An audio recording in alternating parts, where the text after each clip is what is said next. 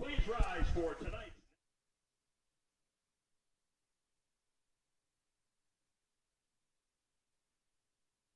MSN PhD. Meredith has been a registered nurse for more.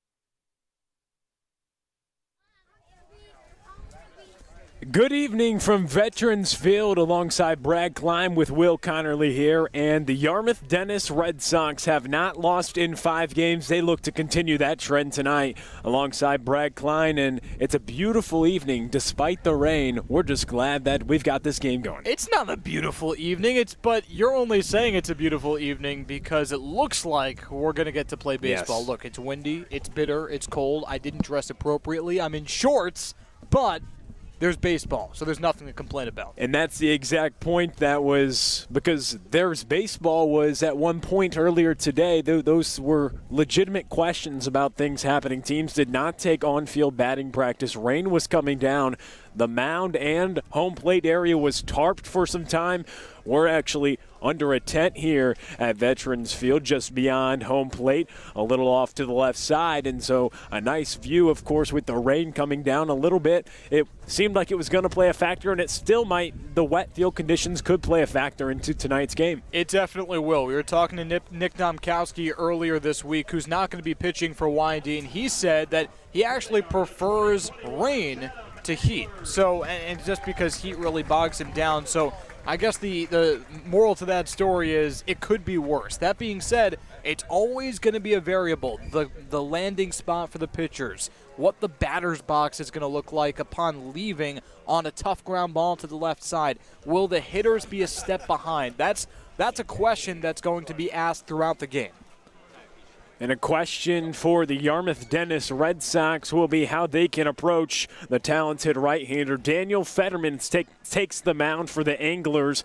6'1", 195 right-hander, a rising senior at the University of Miami. His second year on the Cape, but this season he has been pretty good, making his second start of the year, but on the mound he's been pretty effective thus far. The right-hander 6 2/3 through 2 games, 1 start, and he's yet to allow a run. He's yet to allow an earned run. Had that 1 run earlier in the year, but that being said, Fetterman has actually been given a very different role than most starting pitchers in the CCBL. He's really only tasked with going through this order once, which mentally is a huge advantage for a pitcher. You don't feel like you have to hold anything back. Just go no holds barred, get 9 outs, and go take a shower, right? So Fetterman is not really an opener, but more like a co-starter with 2 other anglers, something you're going to see throughout the season from Holiday. He likes to do that with that piggyback style, and Fetterman has really benefited. Coach Holiday, Coach Pickler squaring off. Second time this season the two teams played. It was the Yarmouth Dennis Red Sox who topped Chatham last time despite just having 3 hits in the game. They got a big one from Briley Knight, who cleared the bases. 3 runs driven in on a bases-loaded double early in the game, and 3 hits was all YD needed to come out on top, a 1-run victory. Fetterman on the mound, but like you said, they've been utilizing that opener, and it's been much different tactic for the Yarmouth Dennis Red Sox. They've gotten length out of their starting pitching through 10 games. 9 times the starter has gone 5+ innings, so 2 different approaches on the mound. 2 very different approaches, 2 night and day approaches, and what it does is it basically gives YD the advantage later and Chatham the advantage earlier. So if the Anglers can break this game open and get to the starter early, that forces YD out of their comfort zone and into the bullpen. But the Anglers, they're in the driver's seat if they have to go to a reliever early.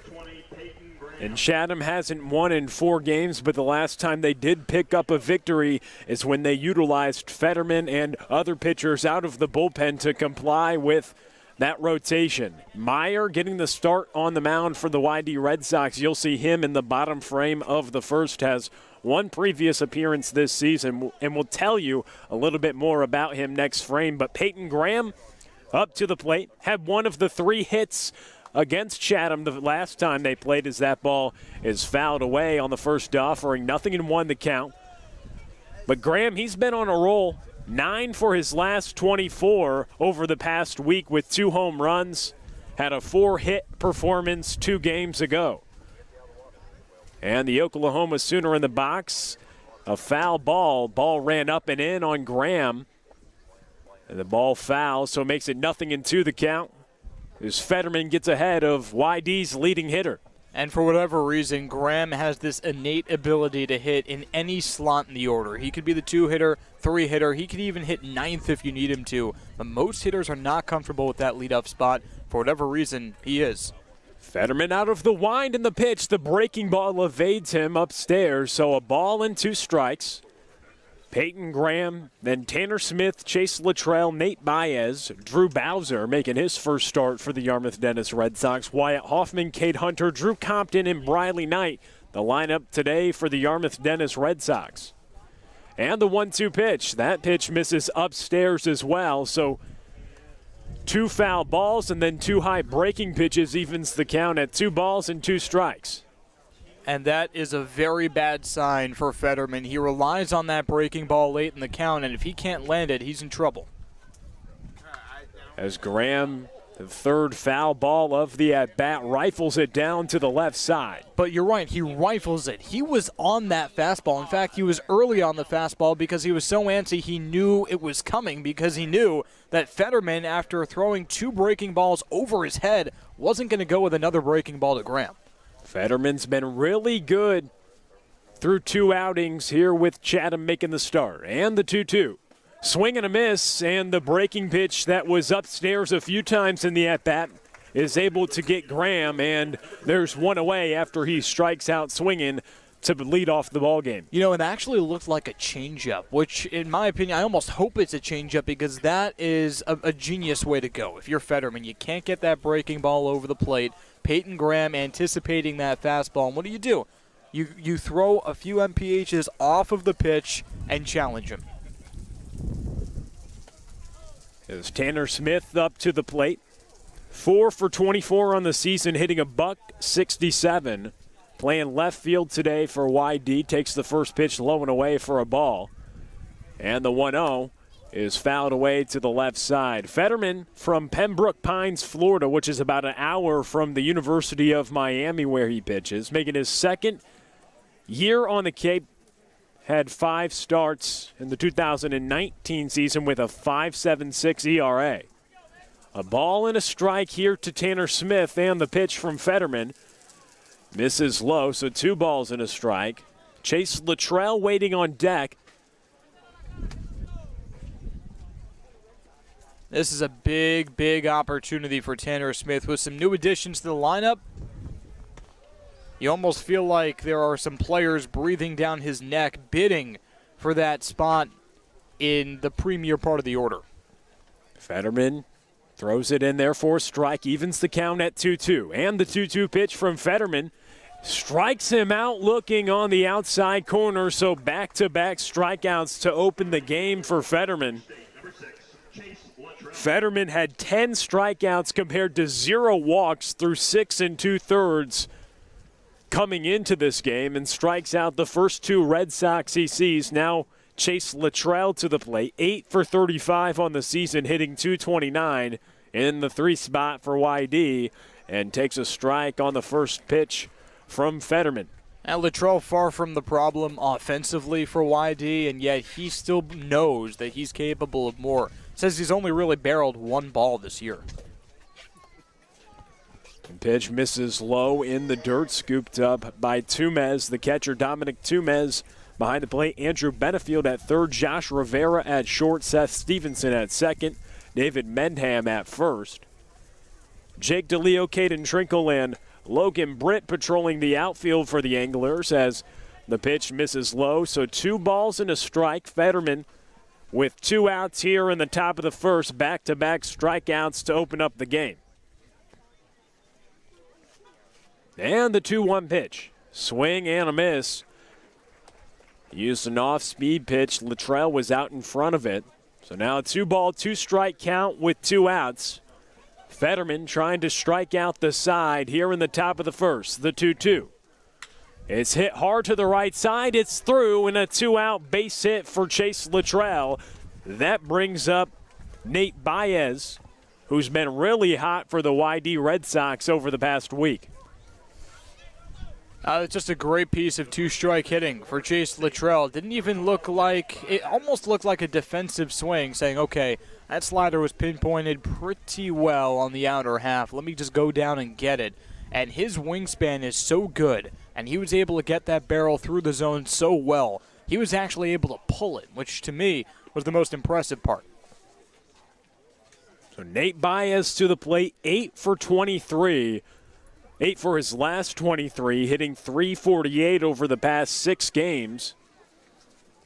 Really turned it on over the past week. The cleanup hitter today for YD playing first base, Chase Luttrell on first, being held by Mendham. That ball grounded to the left side, gloved by Benefield at third, over to Seth Stevenson at second, and the side is retired. So no score, 1 hit for the YD Red Sox. In the top of the first, we send it to the bottom frame. Next on the YD Red Sox Baseball Network.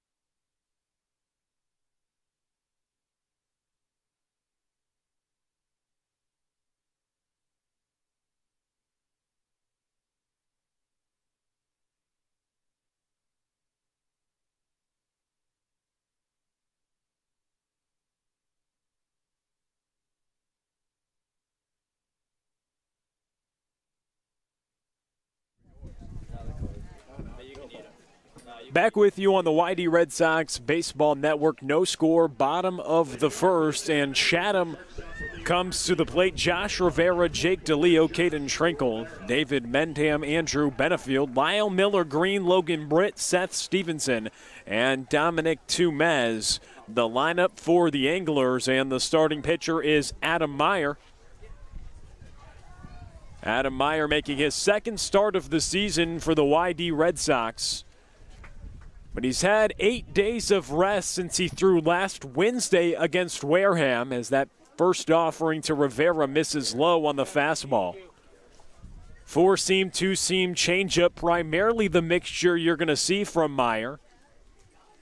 And it was a big deal that he was able to get on the mound against Wareham last Wednesday. Did not play in 2021, University of British Columbia, so he hadn't pitched on the mound since the March of 2020 before he made an appearance and started against Wareham. And he did surrender a home run to Owen Diodati, who's been tearing up the Cape League for Wareham, but then retired the next 9 hitters and completed 5 innings of work. So he really settled in the last 3 innings of his outing. A 1-ball, 2-strike count here to Josh Rivera. Meyer out of the wind, the 1-2, grounded up the middle. Graham gloves it at short, over across to Baez, but he can't scoop it out. And so it's Rivera who gets aboard to lead off the bottom of the first for Chatham. You had Peyton Graham trying to range to his left to make the play, getting his first start at shortstop. And Drew Bowser at third with his first start for the YD Red Sox, coming from Stanford. The true freshman, really good for the Cardinal this past season. So an error is credited to Peyton Graham over at short on the low throw, and that's how Josh Rivera reaches first. So let's see how he responds. That's the first play of his starting shortstop career as a Red Sox. And it's a bunt attempt by Jake DeLeo, but it goes foul. DeLeo went 3 for 4 against YD the last time the two teams met. He had as many hits as the Red Sox had in total.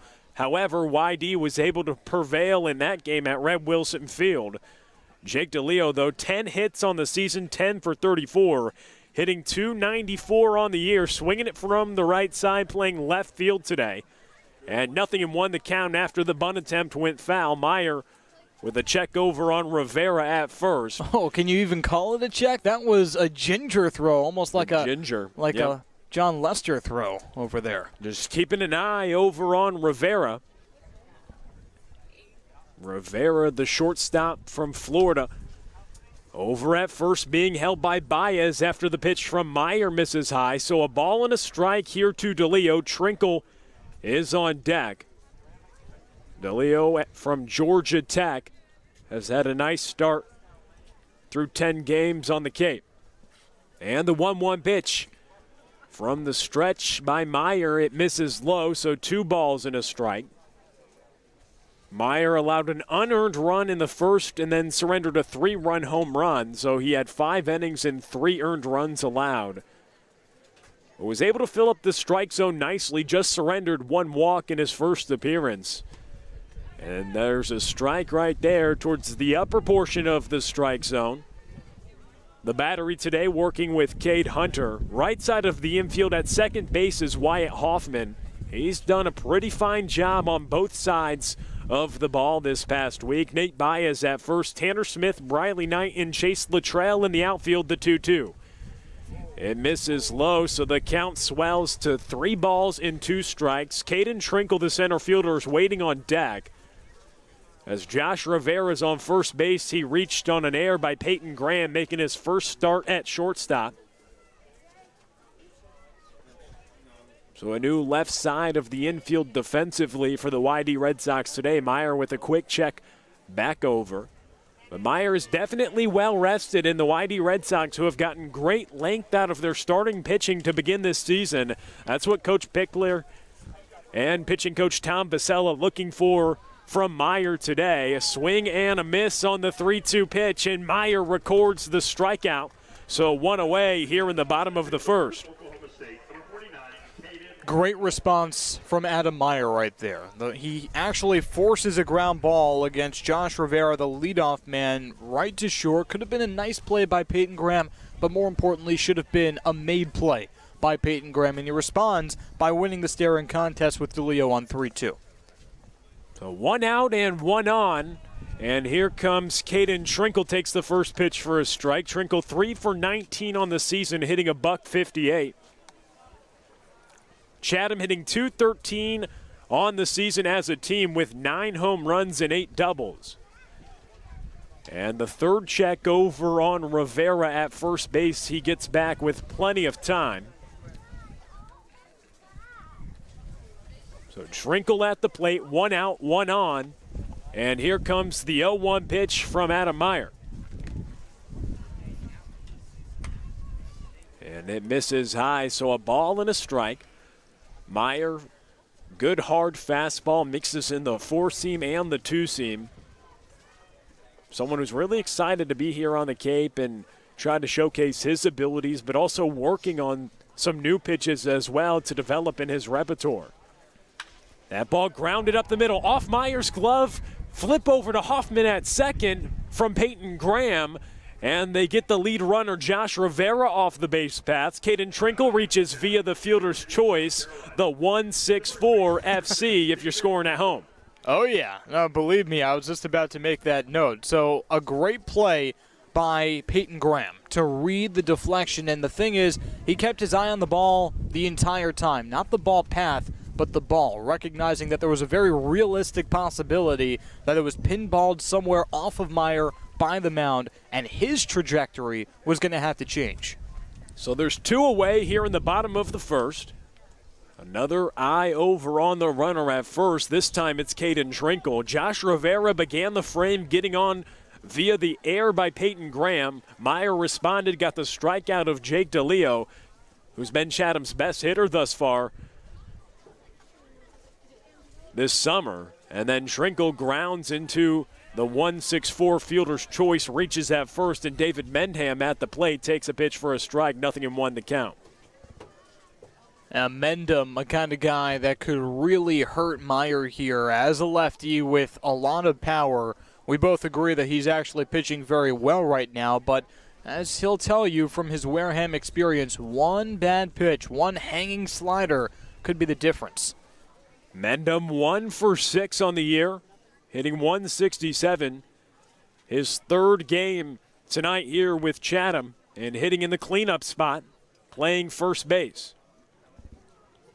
Mendham comes from South Carolina, where he played collegiate baseball this past season. 0-1 the count. 2 outs, runner on first, and Caden Trinkle.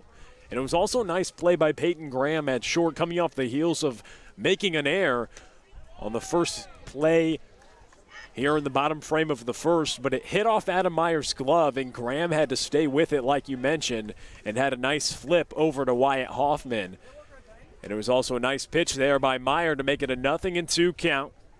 Here to Mendham, the left-handed hitting first baseman. So no balls and 2 strikes here with 2 outs, and the pitch grounded to the left side. Bowser shifts over, hits off his glove, and he just has to eat it. So 2 infield errors here in the bottom frame of the first. It was Josh Rivera, the leadoff hitter, who reached aboard on an error by the shortstop Peyton Graham. Jake DeLeo struck out. Caden Trinkle grounded into the fielder's choice. And David Mendham reaches on the error by Drew Bowser, making his first start for the YD Red Sox. So 2 infield errors, 2 runners on here in the bottom of the first. 2 outs, the inning extends here to Andrew Benefield. Okay, so if Adam Meyer gets out of this inning unscathed, he is the Iron Man. He is the guy, because 2 errors, and to make up for that mentally and physically, that is a big deal. And errors have hurt the YD Red Sox this year as the first pitch to Benefield misses upstairs. But it's kind of like an outfielder making a diving catch, or a first baseman ranging to his right to keep a ground ball from going into right field. Right? It's the same thing. The infielders picking up the pitchers. Now Meyer has to pick up the entire left side of the infield. Meyer gets a strike. here to Benefield on the second pitch of the at-bat. So a ball and a strike, 2 runners on, 2 outs. 1 hit for the YD Red Sox last frame by Luttrell. And here in the bottom frame, 2 errors by the YD Red Sox defense and 2 runners aboard. The 1-1 pitch misses low, 2 balls and a strike. Benefield from Dallas Baptist playing third base today, 3 for 15 on the season through 5 games, hitting .200 on the year. But after the 2 errors committed by the Red Sox here in the bottom of the first, now 16 errors committed by YD so far this season, playing in the 11th game of the year, and Meyer uses an off-speed pitch to get back in the strike zone. So now it's a 2-ball, 2-strike count here to Andrew Benefield as Meyer looks to get out of the jam.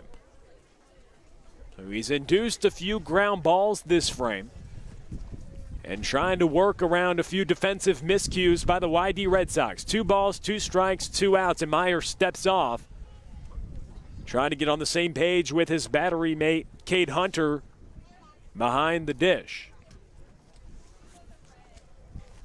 So Meyer looks in, gets the signs, and comes set. 2 balls, 2 strikes, and he delivers the pitch. In there for a strike. Meyer gets his second strikeout of the frame and strands 2 in the bottom of the first. So 2 stranded for Chatham after 2 defensive errors by the YD Red Sox. And after 1 frame, we've got no score here from Veterans Field. We send it to the second next on the YD Red Sox Baseball Network.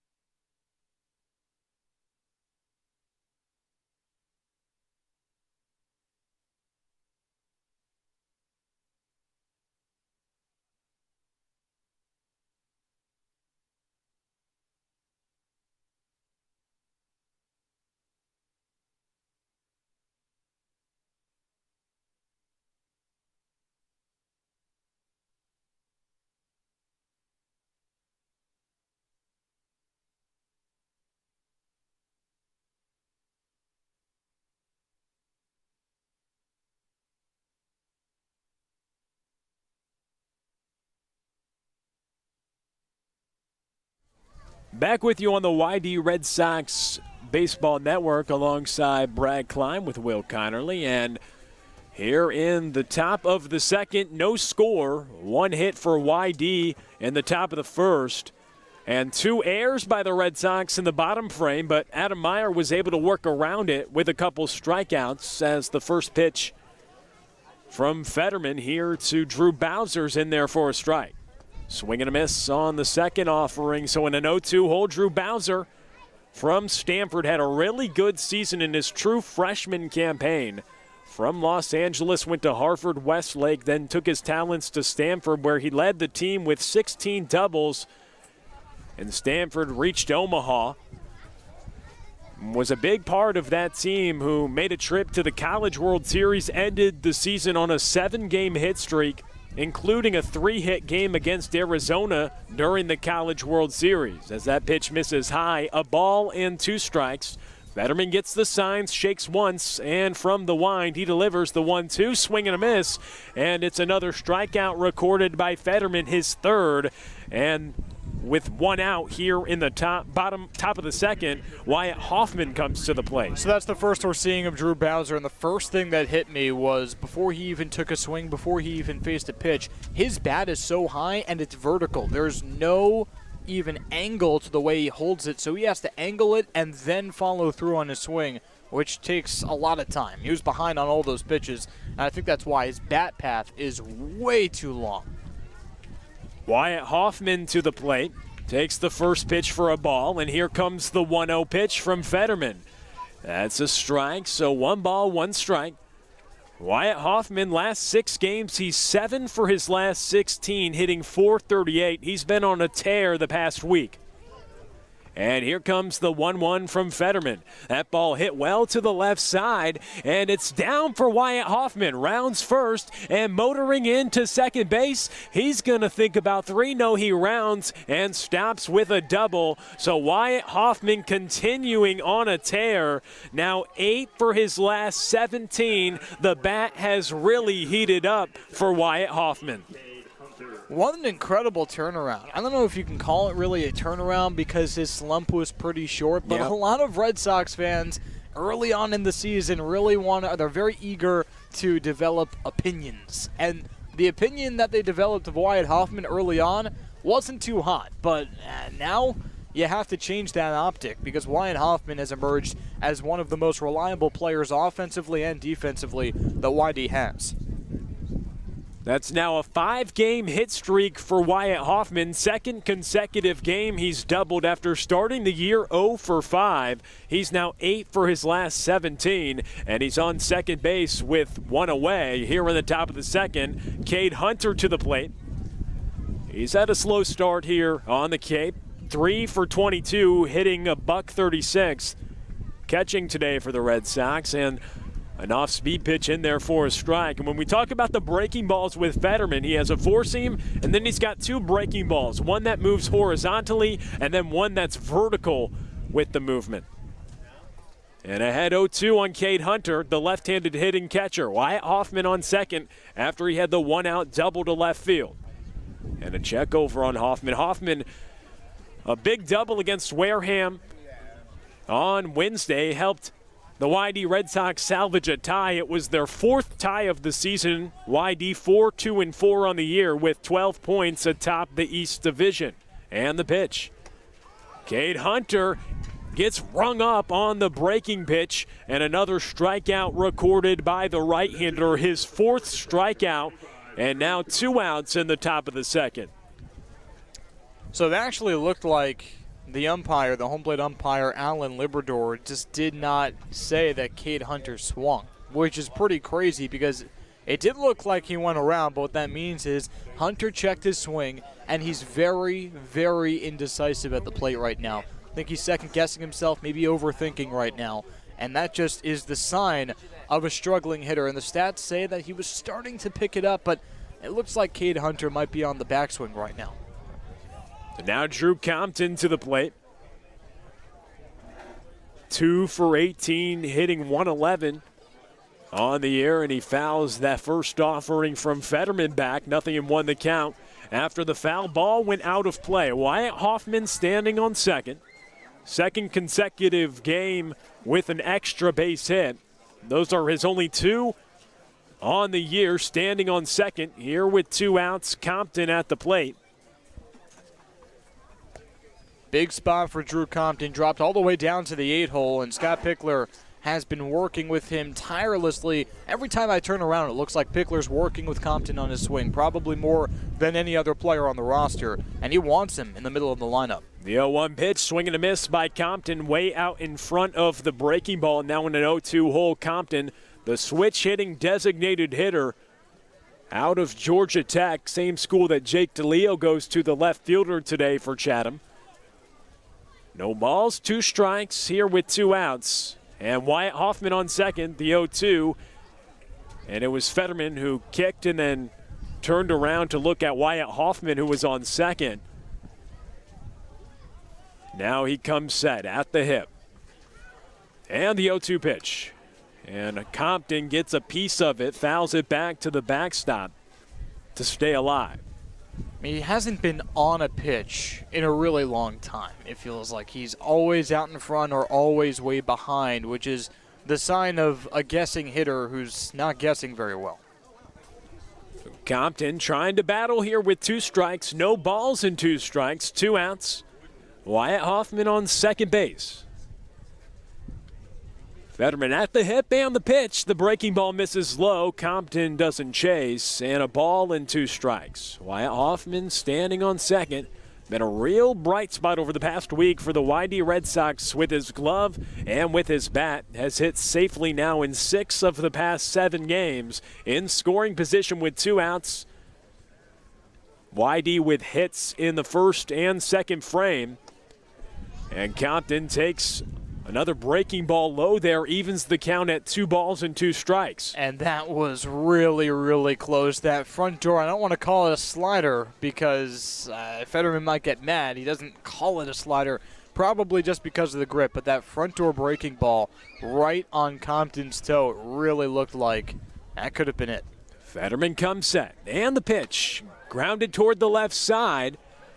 It is gloved by the third baseman, but then just eaten up by Benefield. Hoffman is able to advance to third. Compton is able to advance to first. And a funky play there. Benefield had to go right towards the left field line, that foul line, right by the third base bag, gloved it. Hoffman was able to get to third in time, and Compton is able to get to first in time. So that's an infield single for Drew Compton, and that brings up Briley Knight, the 9th placed hitter in the order for the YD Red Sox. And Compton will take it because it probably should have been a ground out, but a mental error that doesn't go down as a physical error for Benefield, and all of a sudden runners on the corners. Briley Knight, foul ball, 0-1 the count. Knight 5 for 27 on the year, but of his 5 hits, the biggest one came against Chatham the last time the 2 teams played. He said YD only had 3 hits in the game, but the biggest one was Briley Knight when he had a bases clearing double, a bases loaded double. 3 runs driven in, and those were all 3 runs that YD scored early in the second inning last time the 2 teams played. And it's Briley Knight who tries to bunt here with 2 outs and 2 on, and it's foul, so an 0-2 count. And I'll tell you what, that was incredible base running from Wyatt Hoffman. It sounds crazy to say because it was a foul ball and he's just trotting from third to home, but he deliberately followed the ball and met the ball pretty much 45 feet down the line and kind of sort of obstructed Fetterman from catching that baseball. I don't think he would have gotten there anyway, but Wyatt Hoffman leaving no doubt. Hoffman is on third. Compton is on first. 2 hits in the frame for YD. Runners at the corners and 2 outs. And it's a check over on Compton at first from Fetterman back in time. So 3 hits for YD already, but they've struck out 4 times against the right-hander from Miami. No balls and 2 strikes. Another check over on Compton. Mendham doesn't need to apply the tag. Compton got back in time. No balls, 2 strikes, 2 outs. Runners on the corners. Briley Knight at the plate. The leadoff hitter, Peyton Graham, waiting on deck. And it's Fetterman who comes set at the hip. Gets the signs, kicks, and delivers the pitch. It's high. So now 1 ball and 2 strikes here to Briley Knight, who came through last time in the second inning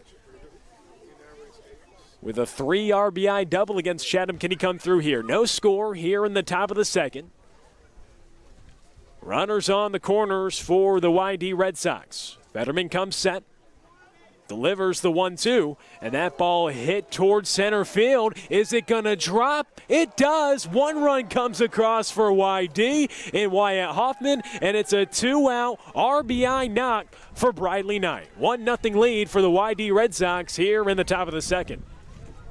Briley Knight making something happen there, and that's 2-strike hitting, reaching down and getting some real lumber on it, and Briley Knight in the right place at the right time. That's the clutch moment. And a lot of people might be looking at the stats saying, okay, Briley Knight, is he really your everyday center fielder? Well, yeah, because he contributes when it counts. Peyton Graham now to the plate. Runners on second and third. After the RBI hit from Briley Knight. And the pitch in there for a strike on the inside corner to Peyton Graham. Peyton Graham has been really good for the YD Red Sox this year. Playing shortstop today, you've seen him at third. Also has patrolled the outfield a bit for Coach Pickler. The 0-1, and that ball hit towards center field. Under it is Caden Schrenkel, camping under it, and gloves it to retire Graham. So YD strands two, but one comes across, and it's a 1-0 lead for the Red Sox. To the bottom of the second, we go on the YD Red Sox Baseball Network.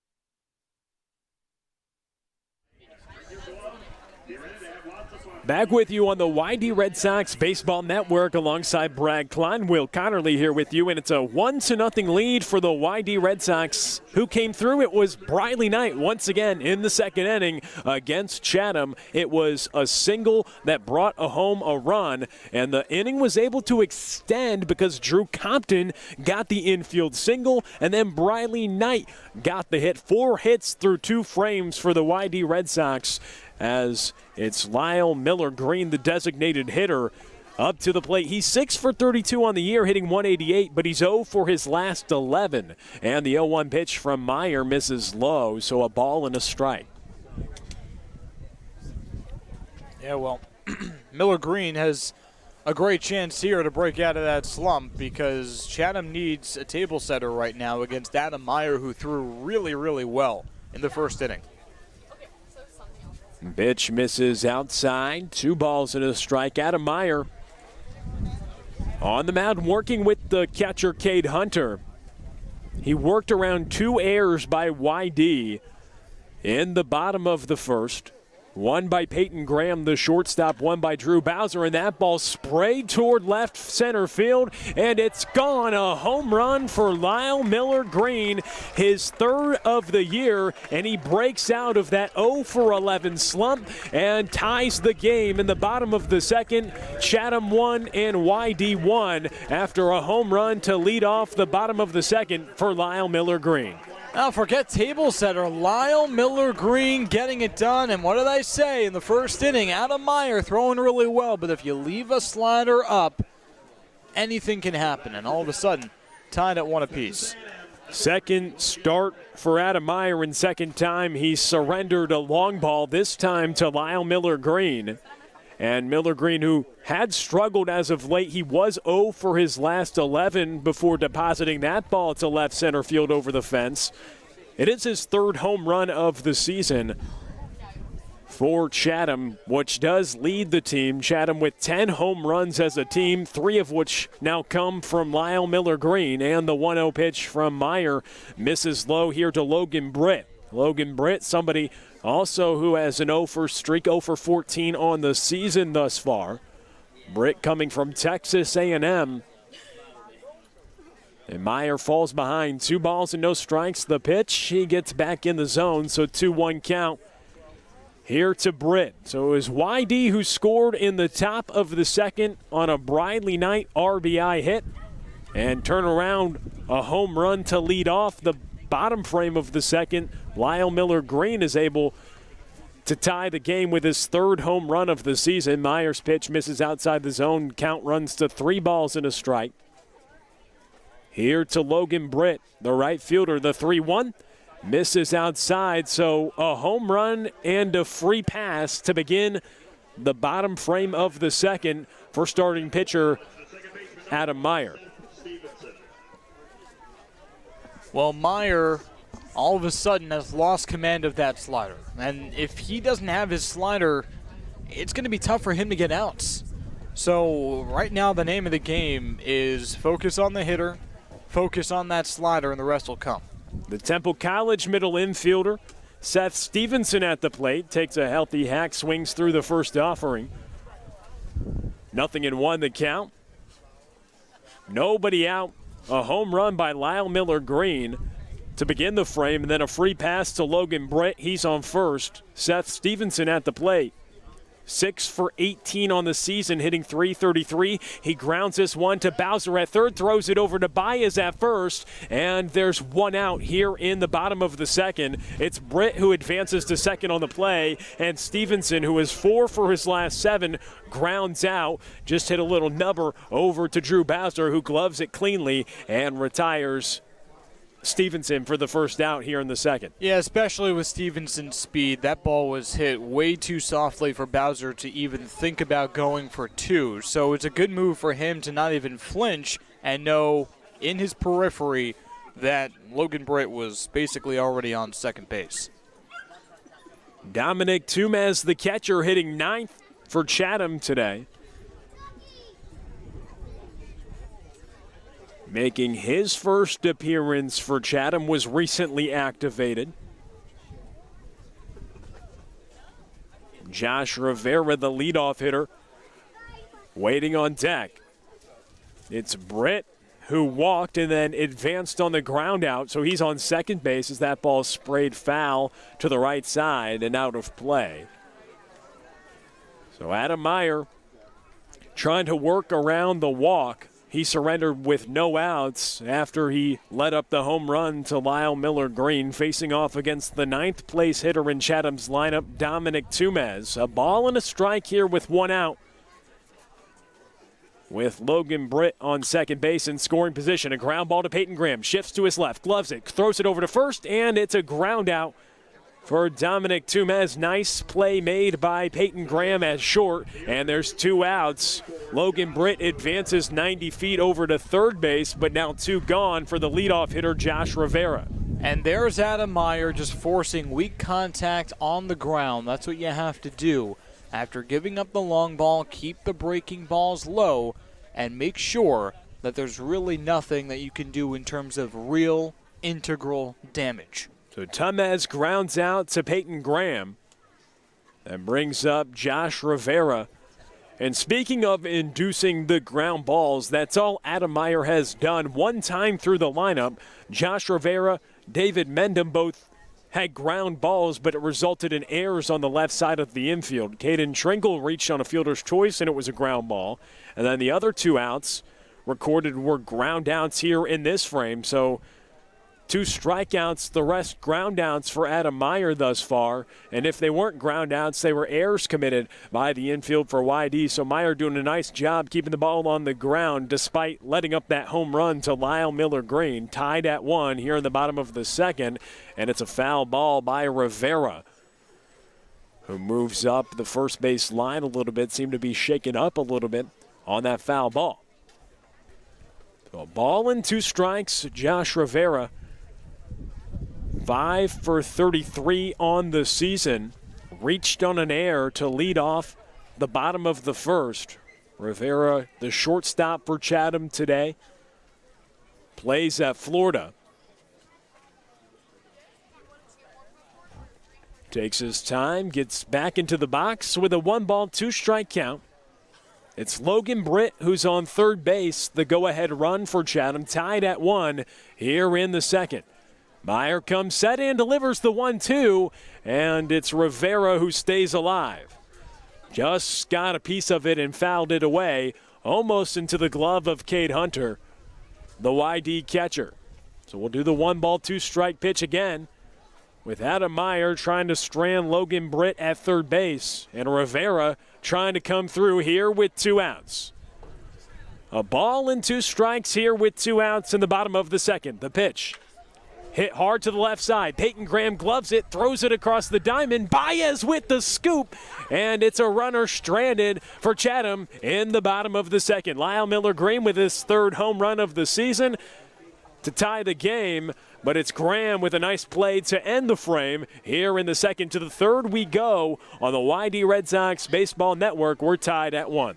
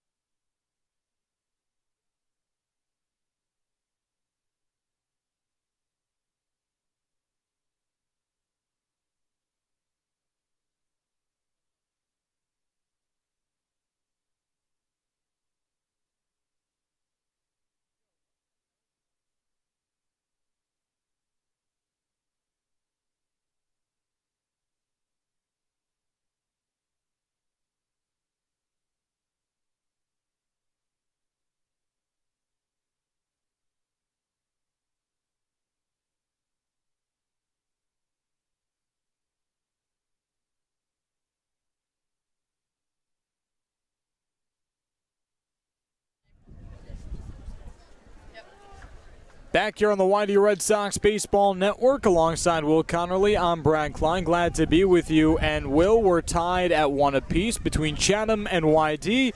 No surprise, we wouldn't want it any other way. These two teams met a couple days ago, and it was YD who came out on top 3-2 as the breaking ball from Daniel Fetterman misses outside for ball 1 in the top of the 3rd inning on the first pitch to Tanner Smith. Well, did you say no surprise? You know, we'd love to see it because we've seen 4 ties this year. When you say the word tie, that I evoke that response of the way YD has played this year. You know, 4 times they've ended the game with the same score as the other team. Fastball misses outside. 2 balls and no strikes to the Oregon product Smith, and another fastball, this one on the outside corner. 2 balls and a strike from Daniel Fetterman. Tanner Smith, the left fielder, struck out looking his last time up. Both teams scored their lone run in the 2nd inning. In the last frame, it was Chatham, courtesy of the long ball. Big one from Lyle Miller-Green to break out of an 0-for-11 slump as Smith slashes the fastball foul down the left field line and out of play. And in the 1st inning, YD just manufactured runs with 3 hits, or rather the 2nd inning, manufactured runs, 3 hits. They left 2 runners on base, but a nice RBI single from Briley Knight, a bloop action into left field. And the 2-2 to Smith. His nubbed foul back to the screen. We'll do it again. And Fetterman has been really good to begin the year through 2 outings, going 3 innings both times, probably similar tonight on the scheduled outing appearance. Who knows, but he's looked pretty good. 4 strikeouts, but 4 hits for YD. And Smith slashes it up the middle off of Fetterman. It deflects over to short, and Rivera with no time over to first. No throw, and Wyatt Hoffman is on first with a leadoff single in the 3rd inning. Or excuse me, Tanner Smith. So there you go, YD on first early on for Chase Luttrell. Yeah, it's a nice job by Smith. He got a good piece of the ball, and of course, That's the approach by the hitter. You want to hit it up the middle, stay with it, stay on it, and he hits it hard right up the middle, of course, right at the pitcher. Puts it right where it came from, and now the 5th hit for YD. So the offense, they're able to see Fetterman and get some hits, some that haven't gone out of the infield.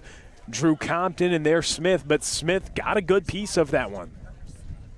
So here's Chase Luttrell with a runner on first and no one out, tied at 1 apiece.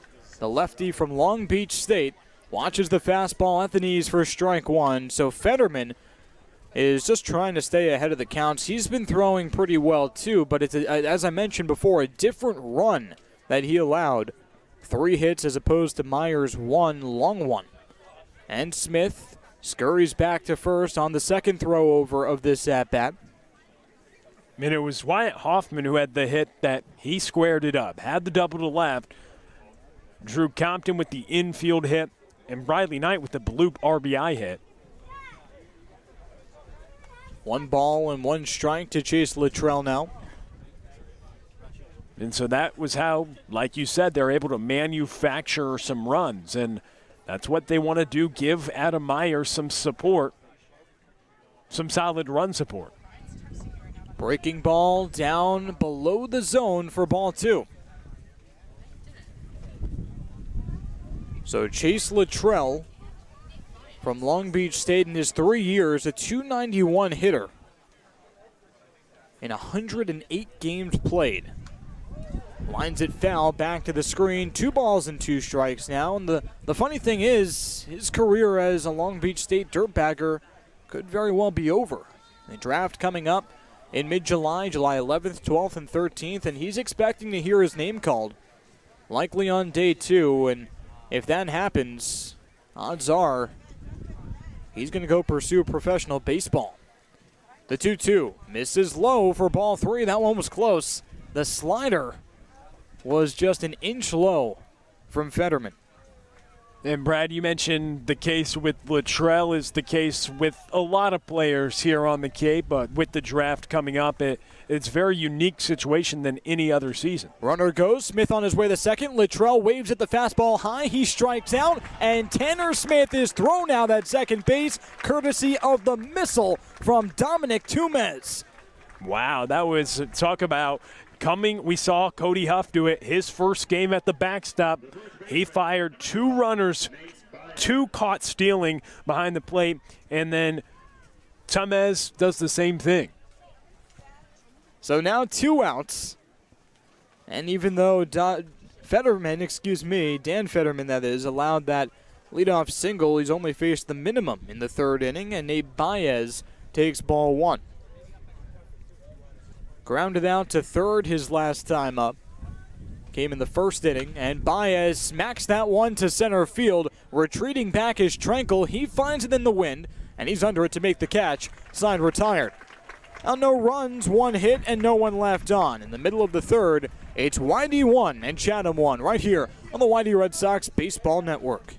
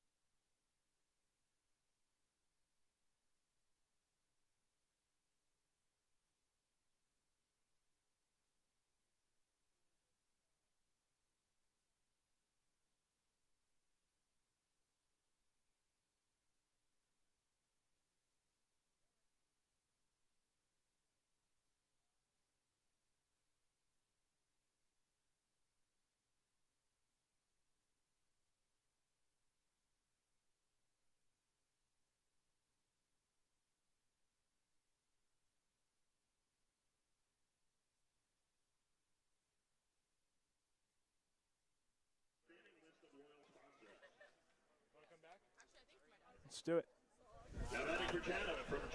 Back here on the YD Red Sox Baseball Network alongside Will Connerly, I'm Brad Klein. Tied at 1 apiece in the bottom of the third inning between the Red Sox and the Anglers, and Adam Meyer still working for the Red Sox in his second start of the 2021 CCBL campaign, and the name of the game early on has been the ground balls. Yeah, Meyer's done a nice job keeping the ball low, using the changeup to get the ground balls. He's gotten a lot of ground balls. Swing and a miss there on the first pitch. Changeup to Jake DeLeo, who struck out swinging his first time up. Well, Meyer has induced 6 balls on the ground. The problem is 3 of them have allowed base runners or the hitters to reach base. 2 errors and a fielder's choice, and the changeup misses low for ball 1. And this is going to be an opportunity for Meyer here, this frame, going up against 2, 3, 4 in the order to try to start getting in a groove. You mentioned that he's keeping the ball on the ground, having success in the zone consistently, so continuing to do that going to be crucial for Meyer to go deep in the game. 2 balls and 1 strike now as Meyer misses low and away. DeLeo was 3 for 4 against YD in the first meeting. And he grounds it sharply down the third base line into left field for a base hit. He rounds first, motoring on to second, and the left fielder Smith has no throw. Jake DeLeo with a leadoff double down the left field line, and Chatham is cooking in the bottom of the third. His team leading 11th hit of the season from Georgia Tech. Really good hitter so far for Chatham.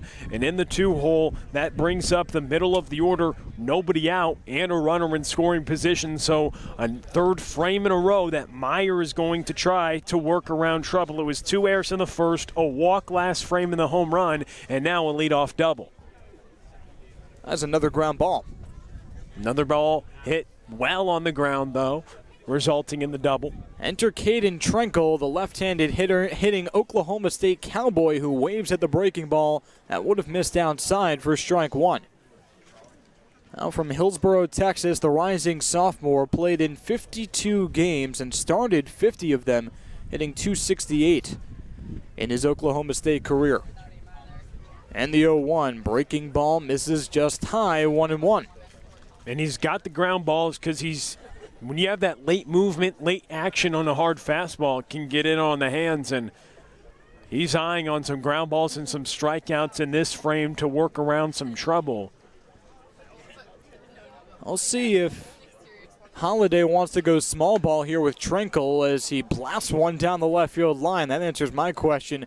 Out of play, 1-2. Well, Trenkle is known for his small ball. In fact, in his shortened 2020 season, he was tied for first, with triples, but finished third with 5 sack bunts in the country. So he's more than capable, and with no outs and a runner on second base, you'd have to think that this could have been a possibility for Trenkle. Could have been past tense now in a 1-2 count. Meyer working from the stretch, looking back at the runner at second base. It's DeLeo after the double, and the fastball tails inside. But Trenkle avoided it, almost took it to his chest for ball 2. So Adam Meyer brushing Trenkle off of the plate there. And sticks to the stretch. 2 balls, 2 strikes, no one out, tied at 1 apiece.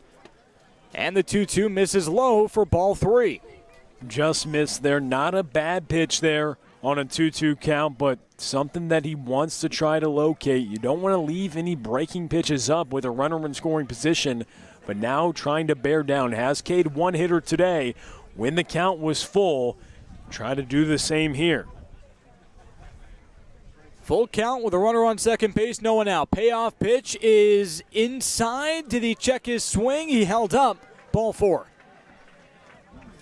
Oh, there was a long point from Cade Hunter, who really wanted to know if the check swing was full, according to Brendan Johnson, the third base umpire, and it was a late call by Johnson. A little indecisive there. He had to make up his mind, but at the end of the day, the call goes to Chatham, and 2 aboard.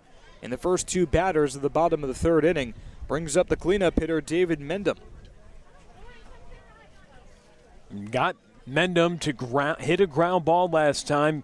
Really weak ground ball, but Bowser couldn't handle it over at third. 2 Canadians going toe-to-toe in the CCBL. The breaking ball slices the zone for strike 1. from Dorchester. No, not that Dorchester. It's Ontario. So there you go. Sorry, Massachusetts residents there. But David Mendham playing in the CCBL from Canada, rising senior from Connors State Community College. And he says that playing in the Wood Bat League is actually natural to him. He actually prefers the Wood Bat League, mostly because starting from age 12, that's commonplace in Canada. No aluminum. And Meyer misses low and away for ball one. Yeah, went the junior college route, and now a South Carolina Gamecock trying to come through for his team. And Cade Hunter wants to have a word with Adam Meyer. So a lot to figure out here if you're Hunter. With a runner on second base, and Jake DeLeo has had a large sample size, a really, really long at-bat between Caden Trenkle and Adam Meyer. So at this point, you'd have to think if DeLeo's paying attention, he's able to read those signs pretty well. And maybe it's time for them to switch it up. Very good point right there. And you've seen that DeLeo, when you get the double to lead off the frame, he saw all the pitches. The next at-bat, here he's gotten a good eye, and any good catcher, anyone that's going to be paying attention, if you see the runner on second relaying any type of information about the signs, you want to make sure you can switch up so you know that you're not tipping any pitches. A ball and one strike to the NGCAA All-American, and he waves at the breaking ball way ahead of it for strike two. So the mound visit, pretty beneficial for Cade Hunter and Adam Meyer there. And as soon as that strike was delivered and Mendham was just trying to catch his balance, Cade Hunter with the glove point over to Adam Meyer saying, hey, that's what I'm talking about. Now they try to work together once again, trying to get out of trouble with 2 on and nobody out. It's DeLeo on second, Trenkle on first. The breaking ball in the dirt was low. Cade Hunter throw down the third, not in time, and both runners advance as the breaking ball slightly got away from Cade Hunter. DeLeo on his toes, now 2 runners in scoring position, and a 2-ball, 2-strike count with no one out for David Mendham. Yeah, tough play there. When you see the situation, the runners are going. You mentioned the ball just scooted a little bit away from DeLeo, who's not afraid to run. He's been caught stealing 3 times, but does lead the team with 3 stolen bases, and he's able to run there when the ball scoots away from Hunter. So now the infield is cheating in a little bit with DeLeo on third and Trenkle on second, and still no one out. And now the middle infield takes a few giant steps back, but the corners, Baez at first and Bowser at third, stay pinched in with their toes on the grass. The 2-2 from Meyer. Fastball sails high. Cade Hunter, the throw down to third. Oh, he got him by a mile. Where was Jake DeLeo dancing off the third base line? And Cade Hunter, with the deliberate pitch up, stands up Jake DeLeo at third. You throw down to third the play before, don't get him. He's too far off the bag the next play, and a huge heads-up play by the Virginia Tech catcher. Cade Hunter pops up, and you mentioned it. That play wasn't even close. And that is faith in your catcher if you're Adam Meyer. Deliberate pitch up on a 2-ball, 2-strike count. Now the count is full. Payoff pitch from Meyer. Breaking ball is in there. Strike 3 called. Big time inning shifting plays right there. You have second and third, nobody out. You gun a guy down off third. The next pitch you get the strikeout, and all of a sudden you're 1 pitch away from getting out of the jam. Blink of an eye. And now Caden Trenkle on second base looking around saying, wait, I'm alone? Okay, mission challenge accepted here. So 2 outs now for Andrew Benefield. The third baseman struck out swinging his first time up. Still a 1-1 ball game in the bottom of the third inning. Chatham started this frame with a leadoff double, then a walk. First and second, no one out. Then it became second and third with still no one out after the pass ball on Cade Hunter. And then Hunter redeeming himself with a throw over to third and getting Jake DeLeo dancing off the bag. And 1 ball, no strikes now to Benefield as the breaking ball misses low. I mean, huge plays here in this frame. Big-time defense by Meyer. The 1-0 with 2 outs. Change up just low again for ball 2. So Adam Meyer has really work the cardio here, logging a lot of pitches, a lot of stress pitches too. We mentioned those early base runners and those early base runners in scoring position, but now after the 2 errors in the first inning, allowing his defense around him to help him out. Breaking ball on the inside corner, and Benefield, a spectator, 2 balls and 1 strike with 2 outs. Well, he's able to induce 3 ground balls in the second. Defense hurt him in the first, but here in the third, helping him a ton. Hunter getting that runner off third was huge, then the strikeout. Meyer from the stretch looking back at Trenkle at second. The breaking ball, another big swing, and Benefield was way out in front. 2 balls and 2 strikes now. Andrew Benefield from Dallas Baptist, Tennessee native, a rising sophomore, actually transferred from Louisville. And the 2-2 from Meyer. Fastball, no, make that the breaking ball, misses just outside, a slider. And the count is full again. For the 3rd time in this inning, Adam Meyer in a 3-ball, 2-strike count, this time with 2 outs. And Caden Trenkle, with already a lot of speed, will have a head start. Benefield, a narrow stance. Looks like it's less than shoulder width. Tiptoeing in the right-handed batter's box. Payoff pitch. Misses low and inside. Ball 4. The second walk here in the third.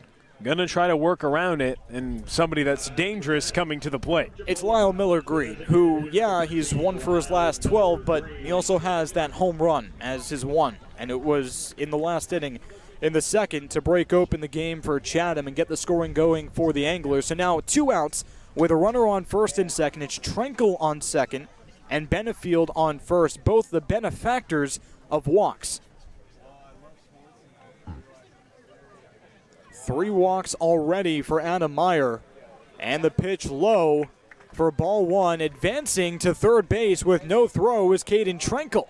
Yeah, it was just off with the pitch. Meyer was taking his time. And if you can gather that information and check, okay, what's his time to the plate? You can check, and it was Trenkle who was able to go quickly. So here comes Scott Pickler, the head coach for YD, and typically when he comes out, there's a new arm coming in, and that's exactly what's going to happen here.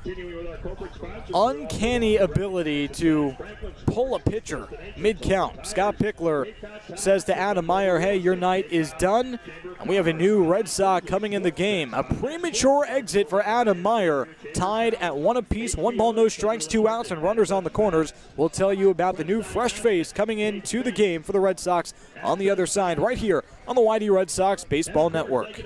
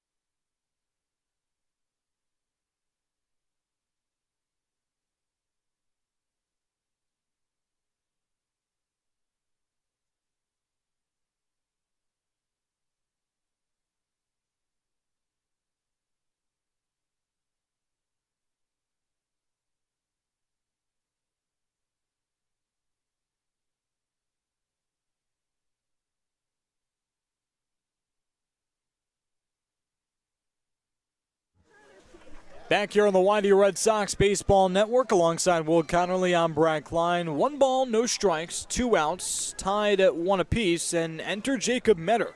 Time for his 4th appearance as a Red Sox in relief of Adam Meyer. Runners on the corners, and the breaking ball slices the zone. Strike 1 to the hefty hitting Lyle Miller Green. 3 home runs on the year. 1 came in the last inning. In the second, a solo shot, and Metter relieving Meyer with an 8.43 ERA in those 3 relief appearances, 5 1/3 under his belt. Mid-count once again. So now it's 1 ball and 1 strike.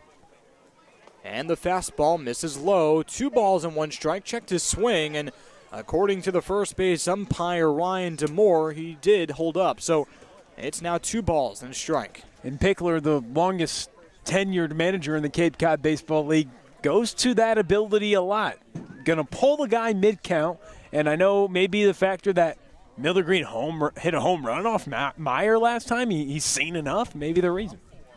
Fastball on the inside corner, 2-2. While I was talking to Steve Fosher, the GM of the Windy Red Sox, and I asked him, hey, why does Pickler do this all the time? He says, seen enough. And it was early. If he doesn't think it's going to get better, he pulls him. And it was an early plug for Meyer today, and so his night over in a big bullpen game now for YD. From the stretch, Metter deals. The 2-2 is slashed foul out of play. So Jacob Metter from TCU, the 5'10", 180-pound freshman, has a big chance here to get 1 really big out and potentially more. Who knows? Yeah. But you have Zach Jacobs, who has been begging for some work, and you have to figure they're going to get some length out of him today. And the 2-2 as the runner goes for second. Breaking ball misses low and away, and a free pass for Andrew Benefield. No throw from first to second. Cade Hunter just allows him to go, knowing that Caden Trankel on third base has a lot of speed, and he was wanting Cade Hunter to throw over to second. So now the count is full, and it's runners on second and third. Andrew Benefield on second, and Caden Trankel on third with 2 outs. They'll have a head start. Payoff pitch is swung on and fouled down the left field line out of play. And Metter can get some outs. He got 9 outs against Brewster earlier this season. And when he went 3 innings and just surrendered 1 earned run, had 5 strikeouts, 1 walk. So he can pick up, he can bridge the gap to get to the back end of the pen. Big pitch here for YD. Tied at 1 apiece with Chatham. Count is full, 2 outs, runners on second and third. Metter from the stretch. Payoff pitch. Swung on and missed. Strike 3. Got him on the fastball. And Jacob Metter bails out Adam Meyer for out number 3.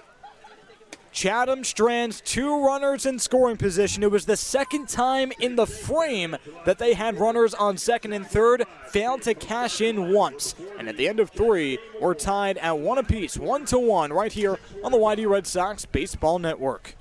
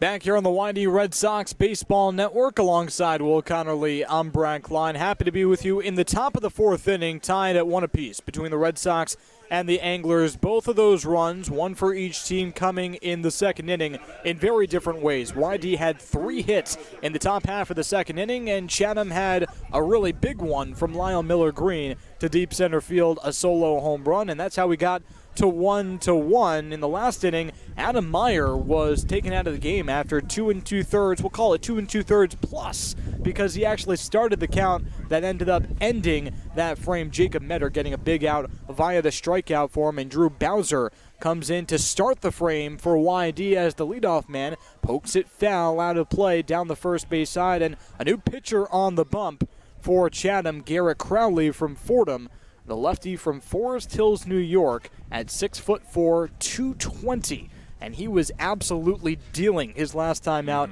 in the 4-0 win over Hyannis. Ground ball up the middle, Seth Stevenson to his right, a bouncer over to first, and David Mendham cannot pick it out of the ground. Drew Bowser is a leadoff base runner on first base. Yeah, credit the error over on the throw.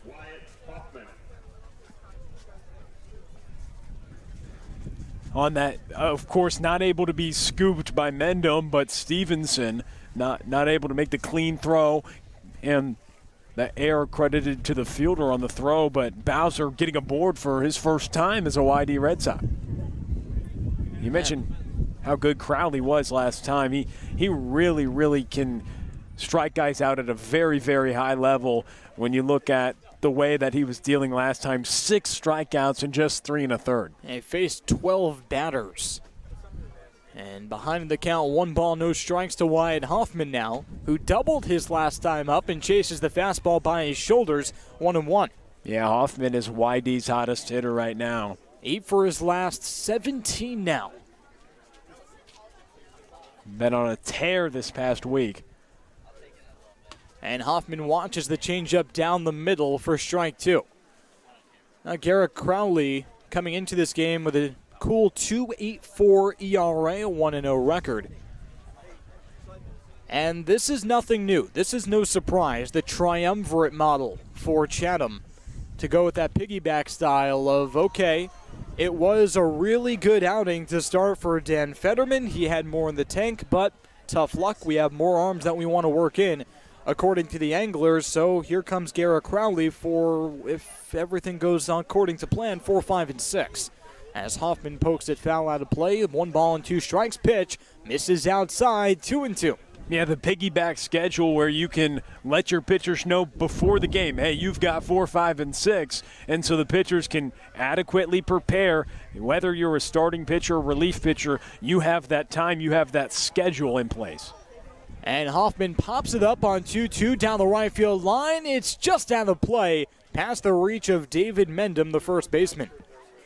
YD, after they were the ones to commit some errors back in the first, it's an error committed by Chatham, getting a leadoff base runner here. And they want to have an opportunity to try to take the lead here. Wyatt Hoffman in a 2-ball, 2-strike count with the lefty Garrett Crowley. And Hoffman watches the changeup miss way high and way outside. The count is now full. And Wyatt Hoffman from the University of the Pacific, Trevor Hoffman's son, Hall of Famer, comes from good blood. Payoff pitch, fastball, pushed him off the plate, didn't matter, on the inside corner, strike 3 called.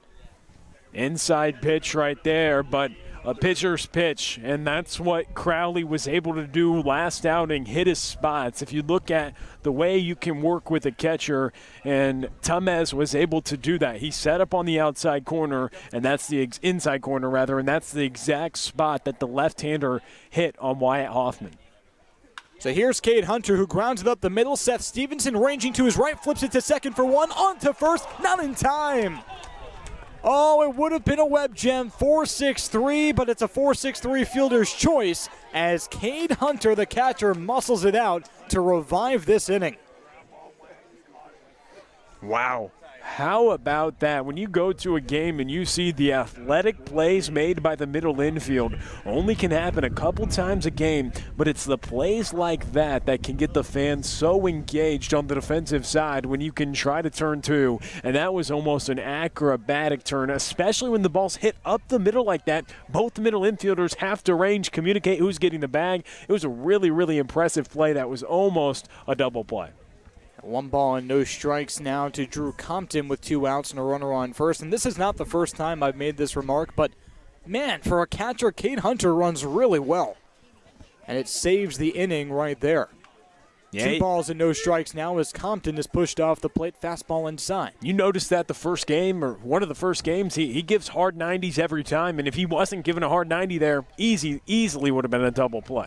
More importantly, if he wasn't giving a hard 90 all season, he might not be in the lineup right now. As Compton fouls it back into the dirt, 2 balls and 1 strike. Think about it. All season, it seems like there's been a catcher that has had a very realistic bid to start behind Cade Hunter, who has struggled mightily all year. Nate Baez can catch, and now Cody Huff breathing down his neck. It's plays like that that keeps Cade Hunter on the field. 2-1, changeup settles in, and Drew Compton with the bat on his shoulder, 2-2. And that's a nice thing to see when maybe you're struggling statistically at the plate. He had turned it on the last few games. You're still able to control how hard you run to first base, those 90 feet, and extend an inning.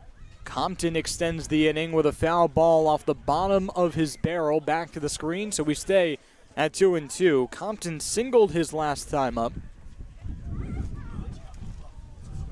And just trying to turn the corner on a struggling campaign for him. Just 3 hits as a Red Sox.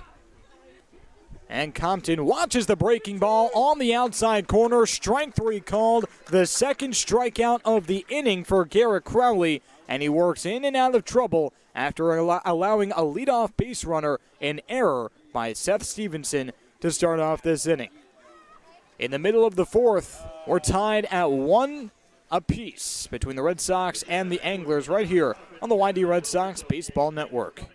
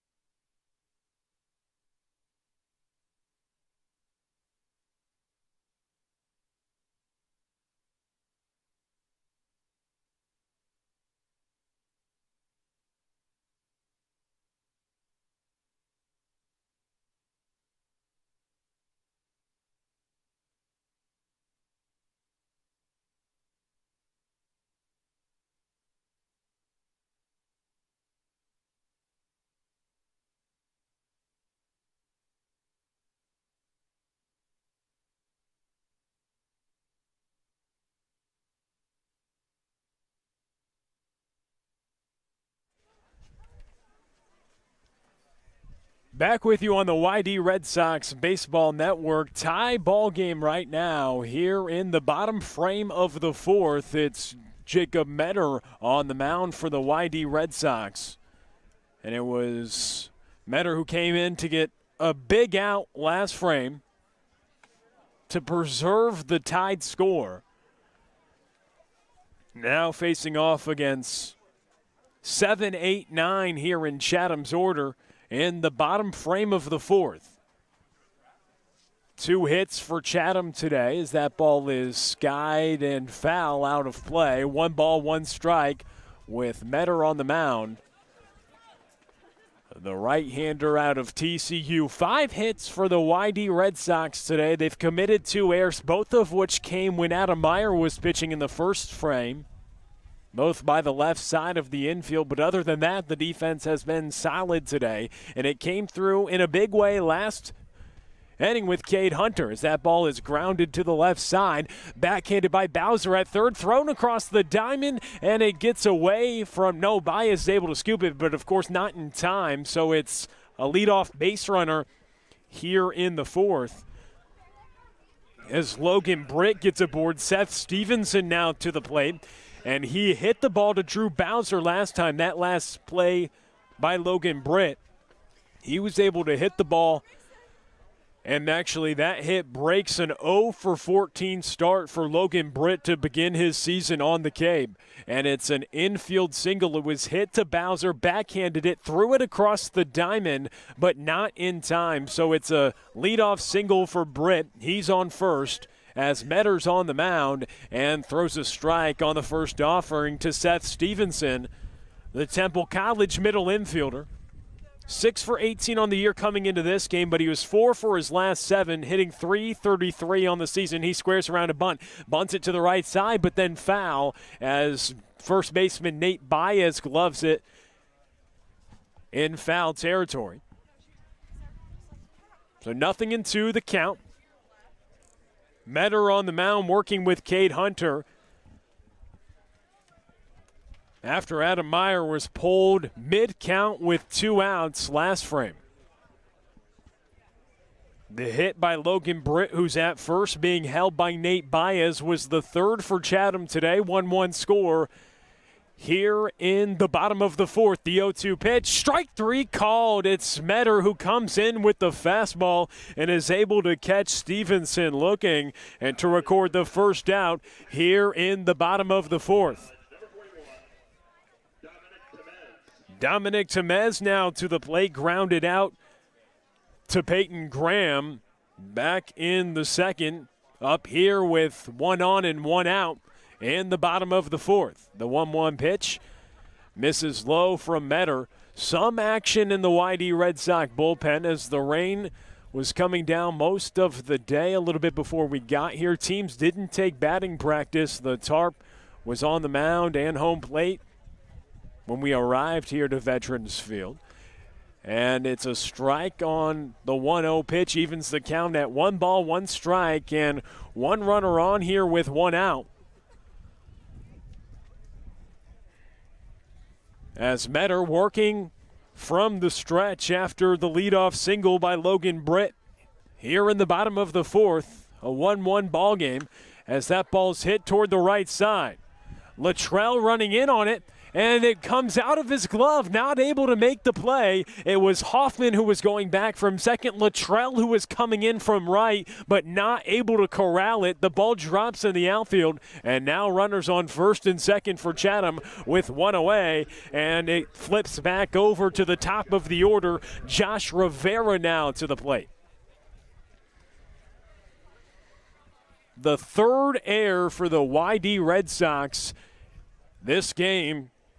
After the error on Chase Luttrell, the ball falls in front of him in the outfield, not able to glove it. So runners on first and second. A leadoff infield single by Logan Britt. He's on second. And Temez on first, but this could be a double play. Graham flips over to Hoffman, over to Baez at first, and an inning double play, 6-4-3, and the YD Red Sox get out of the jam. It's a 1-1 score as we send it to the fifth. Next on the YD Red Sox Baseball Network.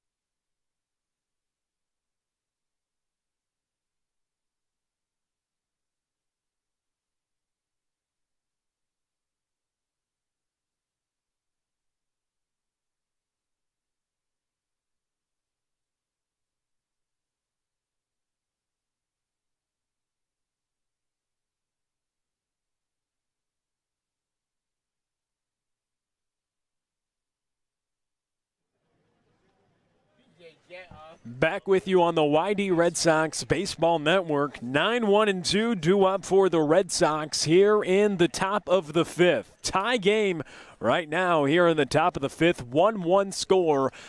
Each team tallied a run in the second. A solo home run for Chatham. And it was the man at the plate, Briley Knight, who was able to come through with an RBI hit back in the second for YD, when they got 3 hits in that frame off starting pitcher Dan Fetterman. Garrett Crowley, though, the left-hander now on the mound, and he'd had 2 strikeouts, worked around an error to lead off the fourth when Drew Bowser got aboard in the fourth, but then got 2 strikeouts in that frame as Briley Knight's bunt attempt called for a strike and nothing into the count. Crowley was really good last time he took the mound. 3 1/3 of scoreless ball with 6 strikeouts. And the left-hander from Fordham, 6 1/3 this season, 11 strikeouts and just 2 walks. And through a scoreless frame in the fourth when he had 2 strikeouts, working around the air, facing 9-1-2 in YD's order as that ball is grounded up the first base line and it trickles foul as Mendham, the first baseman, gloves it while it was still in foul territory. So still a ball and 2 strikes here to Briley Knight. And Briley Knight, he came through back in the second with an RBI base hit. Last time YD played Chatham, he came through with the bases-clearing double to score all 3 runs driven in for the Red Sox against Chatham, and YD was able to win by a run, but all the runs that counted, all the RBIs this season against Chatham come from Briley Knight, who's at the plate now. The 1-2 pitch misses low and outside on the breaking ball, so 2 balls and 2 strikes here to Briley Knight, hitting here to lead off the fifth. And the 2-2 pitch misses outside. The count swells to 3 balls and 2 strikes with Peyton Graham waiting on deck. Some action in the YD Red Sox bullpen. Adam Meyer got pulled with 2 outs in the second as Knight fouls that ball toward the YD dugout.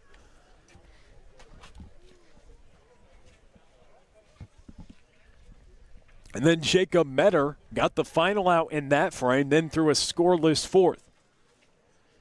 And the full count pitch, swing and a miss, and the 3rd strikeout for the left-hander, Crowley out of the bullpen, and there's 1 away here in the top of the 5th.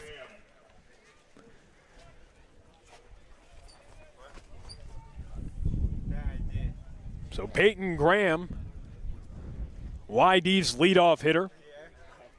Coming into this game over the past 6 games, he was 9 for his last 24 with 2 home runs and a double.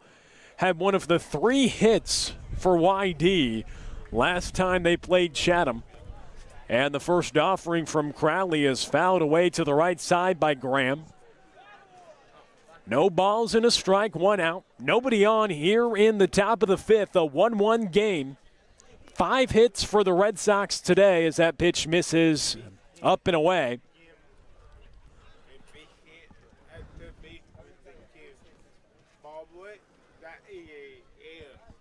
So Crowley comes set and delivers the 1-1 pitch. Foul back by Graham, make it a ball and 2 strikes.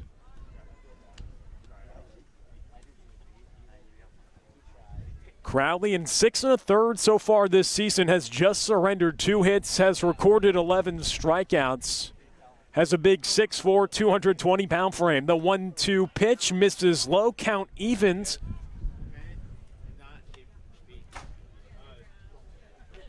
So Peyton Graham at the plate trying to get something going for the YD Red Sox. And the 2-2 pitch from Crowley misses high. The count runs full for the 2nd consecutive hitter. Briley Knight had the full count to lead off the 5th, but then struck out swinging. Crowley with already 3 strikeouts out of the bullpen, working in his 2nd frame. That pitch high, though. Peyton Graham reaches via the free pass, and that brings up Tanner Smith with One aboard, one away here in the top of the fifth, and a 1-1 score. One run on 5 hits and 3 errors for the YD Red Sox. One run on 3 hits and 1 error committed by Chatham. Tanner Smith to the plate, struck out looking in the first after Dan Fetterman struck out the first 2 hitters in the top of the first. But then singled in the third, but then was later caught stealing part of the double play, the strike him out, throw him out. Back in the third, Luttrell, who's waiting on deck, struck out, and then Tanner Smith was caught stealing. Peyton Graham, the left-hander Crowley wants to take a look over at him, throws the ball over to Mendham, but Graham back with plenty of time. Graham with some good speed, not afraid to run at first. And the first offering to Smith is fouled back. But the YD Red Sox typically, they're not trying to steal all that often, just 5 stolen bases through 10 games played. 1 stolen base does come from Peyton Graham, though. Tanner Smith, the 3rd-team All-American at Oregon this past season. 4 for 24 on the season.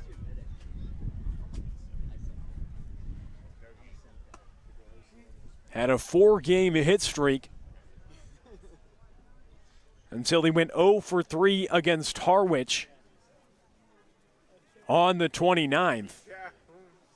Scored a run against Wareham when he had a walk, as that pitch is in there for a strike. The 1-1 count, now make it 1 ball and 2 strikes. Here with 1 out at Veterans Field, a 1-1 score here in the top of the 5th. Crowley getting the signs from Tamez. With Graham at first, and the pitch. Graham is running, throw down to second base. Graham dives in there, and he's safe. So Graham swipes second base with Smith at the plate. His 2nd stolen base of the year, and he moves up into scoring position.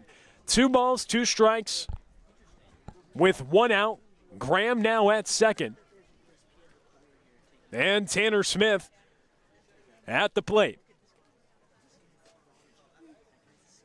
And here comes the 2-2 pitch from Crowley.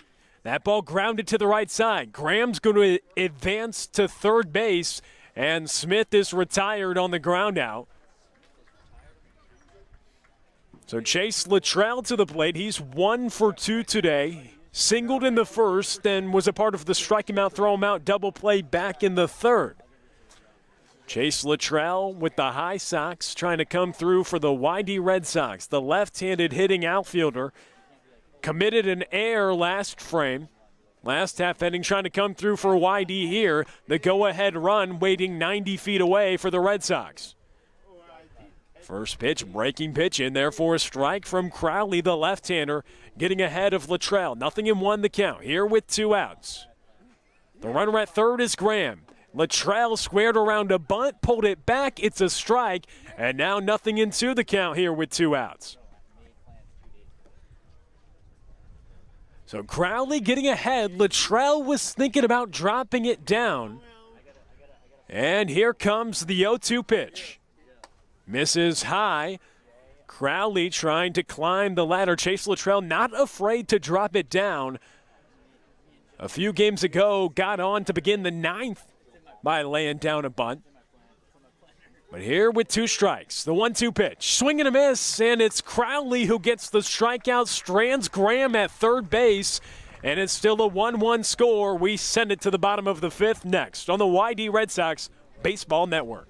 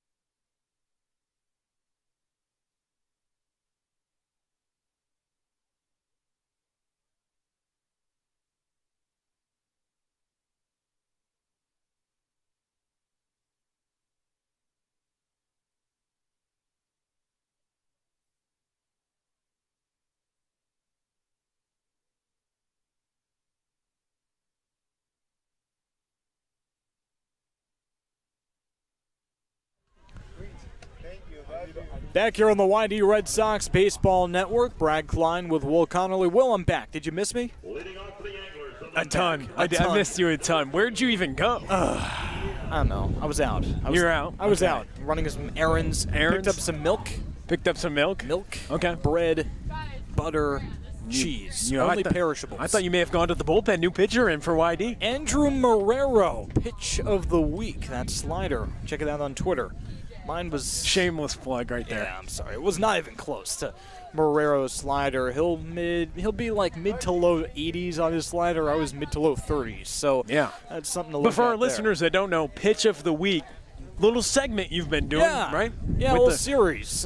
I've had two so far. Zach Jacobs, Andrew Marrero, and Jacobs taught me the curveball. Marrero taught me the slider, and so I'm just trying to. You're an expert now. I'm just an expert. That's me. Andrew Marrero here in the bottom of the fifth inning, a tie ball game, one apiece, and he starts Jake DeLeo off the fastball that misses just low, 1-0. Now DeLeo doubled in the third inning, but was picked off of third by Cade Hunter. Huge play there. And Marrero from the windup kicks and deals, and the slider right there. There it is, swung on and missed. Actually for strike two, so the home plate umpire, Alan Liberdone, was a little indecisive on that first pitch, but he did award Marrero the strike. No balls and two strikes in the misty, foggy, swirly Veterans Park in Chatham, Massachusetts. And the slider misses low and away in the dirt for ball one. And Andrew Marrero, he's looked pretty good so far this season, has a big arm, good electric stuff, and projects, big-time stuff in the back end of the bullpen for UConn. Was up to 95 miles an hour last time he took the mound. Now Marrero had the inning and a third of scoreless baseball against Brewster, 3 strikeouts and 5 batters faced. Before that, it was at Wareham in a 7-1 loss, 2/3 of an inning, and gave up a run. 2 walks, 2 strikeouts. Different versions. That one drilled to deep center field. Briley Knight backpedaling to the warning track. He's under it to make the catch for a loud first out. And Jake DeLeo gave it a ride to dead center field, where the center field fence reads 385. Much different than Orleans. Yeah, well, different beast. 434, but it's going to be tough to hit a home run because in the swirling wind, and the wind, if anything, blowing inwards from center field to home, but it kind of cancels itself out because the wind seems to be coming from every direction, so it almost seems like the wind is going to catch the ball and drop it from its apex. As the fastball skips low for ball one, back to the backstop.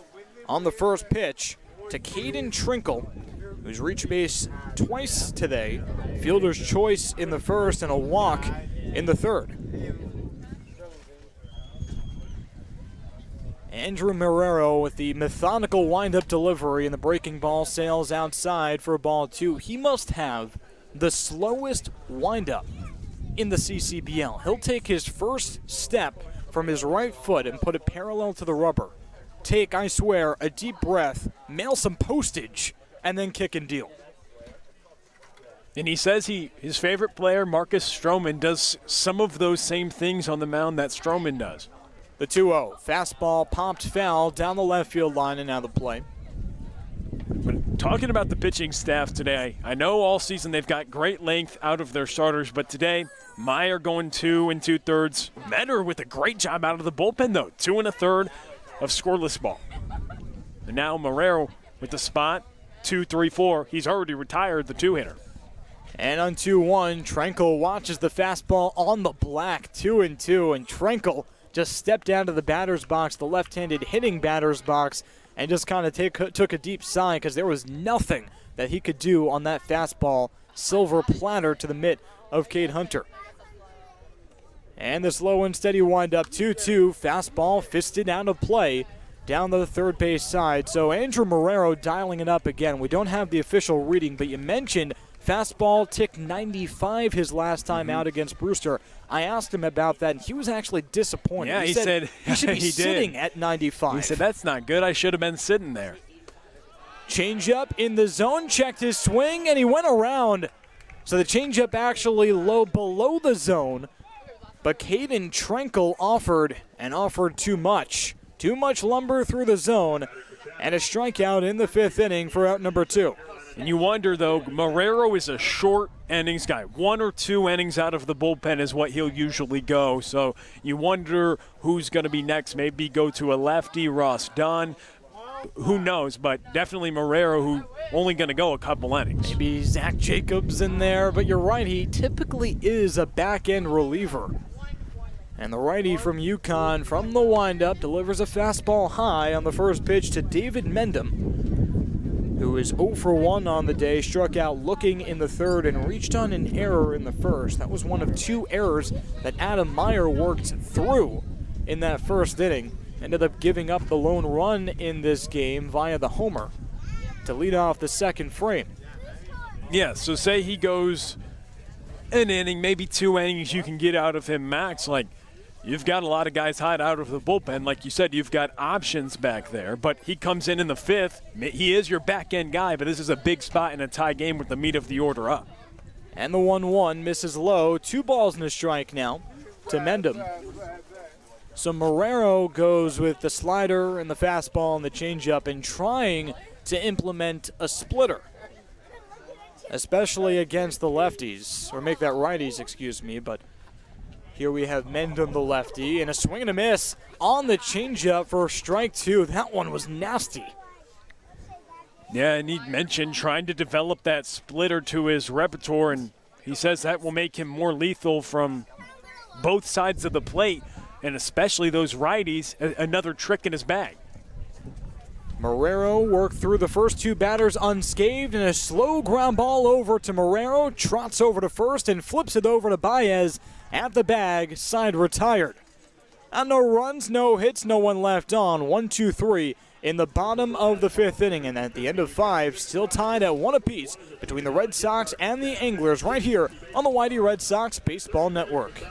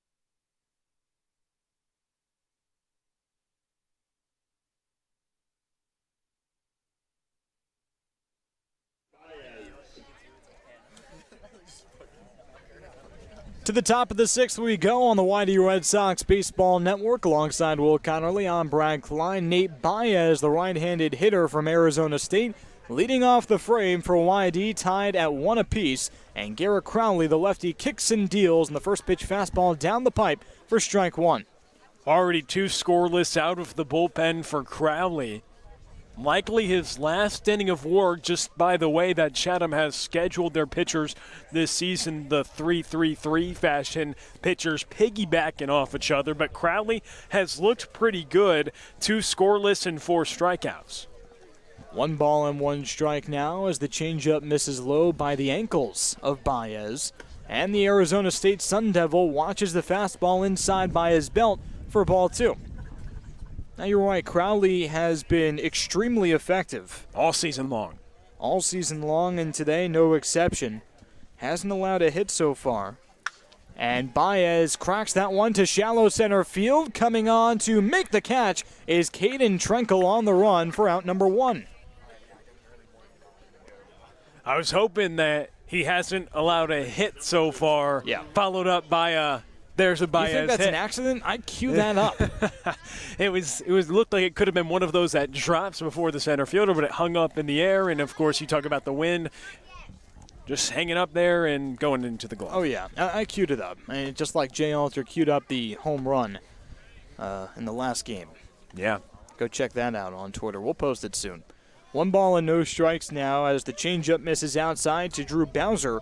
Reached as, for the first time as a Red Sox in the 4th inning on an error by Seth Stevenson, the second baseman, and a slow and hesitant swing for strike 1 on the changeup in the dirt. Drew Bowser has looked a little lost out there.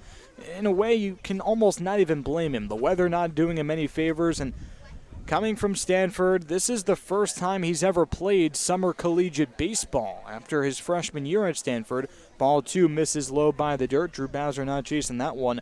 2-1 the count now. And if you remember, I told you that Cody Huff, his Stanford teammate, said that he was actually more apprehensive in his first CCBL at bat than he was in Omaha. Ground ball to short, and a high throw was caught by David Mendham. He applies the tag, tumbling down to the ground for out number 2. Oh, Drew Bowser almost had another bag courtesy of the error from the middle infield, but Rivera was bailed out by Mendham.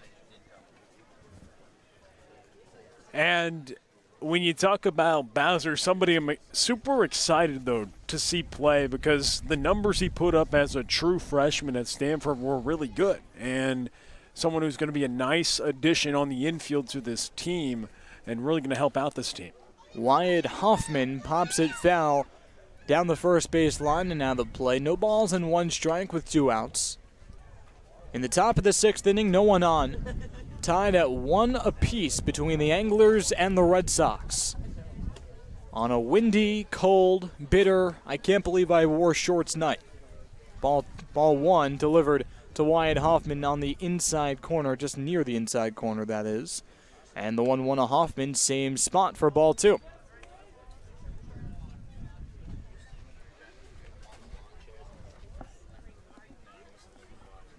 And the nice thing is this could be Crowley's last inning for YD.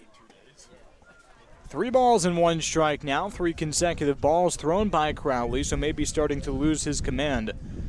Now, the good news is it's actually cleared up weather-wise. Yeah, it's windy and yeah, it's cold, especially in the summer for Cape Cod. As Hoffman drives that one to deep left field, chasing back is DeLeo. He's on the warning track. He makes the catch. Side retired. Oh, Wyatt Hoffman got every bit of that baseball, but the wind chewed it up and spat it back out right into the mitt of Jake DeLeo for out number 3. In the top of the 6th inning, at the end of the top of the 6th inning, still tied at 1 apiece between the Anglers and the Red Sox right here on the YD Red Sox Baseball Network.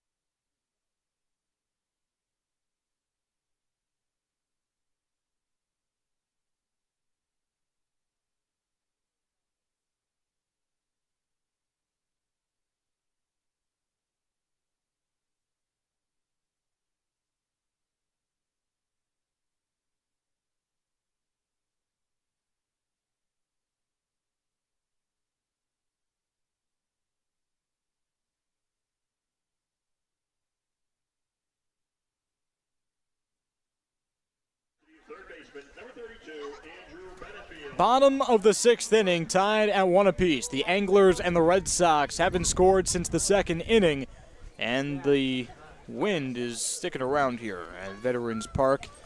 Andrew Marrero sticking around as well, working beyond the 1st inning of his work for the 2nd time this year, an inning and a 3rd against Brewster, and that's the most he's gone as a Red Sox. First pitch slider in there for strike 1 on the first pitch to Andrew Benefield, who reached base safely as a walk recipient in the 3rd inning. Marrero from the slow, methodical windup. Ground ball back to Marrero. and he fields it less than cleanly, traps it on the dirt and picks it back up, throws over to first for out number 1. So Andrew Marrero was able to slow down that spin, had a lot of it, and that was a tough play, especially because the grass is likely very wet. Well, dating back to the end of the 5th, Marrero had a ball hit to him and ended the frame on a pitcher's fielding practice. Ball back to him, does the same right here. So he's actually a very athletic kid. The hard-throwing right-hander out of UConn, definitely a great athlete, fielding his position well out of the bullpen right now. Fastball misses inside. 1 ball and no strikes now to Lyle Miller-Green, who is responsible for the only run that Chatham has in this game, that home run in the 2nd inning. Yeah, he put a jolt into that baseball. Left center field right there, and he came through, broke out of an 0 for his last 11, and was able to hit the home run for Chatham, his 3rd of the season. It was a really nice job in that situation, and I think when Meyer surrendered that home run, it's a big reason why he got pulled later. Yeah, it was just 1 pitch, but it played into the factor because Meyer was pulled mid-at-bat against Miller-Green the next at-bat. 1 ball and 1 strike now, and Miller-Green makes it 1-2, way ahead of the changeup. And Marrero has had the batters off balance today because, like you said, that changeup has been really good. Marrero, a big tempo, big movement pitcher for YD, likes to keep his rhythm between pitches. And the 1-2 is bounced low. The slider missed. 2 balls and 2 strikes now. So what I mean by that is you see him before and after every pitch, he moves, right? And he's pretty much moving at every point with the exception of the points where he's not allowed to move. Right now, as he settles onto the rubber, almost like a batter getting their feet set and kind of whittling their feet into position, Andrew Marrero getting comfortable on the rubber. And steps off because he was uncomfortable. And he likes to showcase that. He says he likes to be loose and free and likes to put together some of those things in his motion. And the 2-2. Chin music for ball 3. The fastball missed way high and way inside to Lyle Miller-Green. So a full count now with some action in the Red Sox bullpen. Ross Dunn, it looks like, getting warmed up. Payoff pitch to Lyle Miller-Green. Swung on and missed, strike 3. The ball trickles past Cade Hunter to the backstop. He slides to get to the ball before it gets to the backstop, but Lyle Miller-Green busting it down the first base line.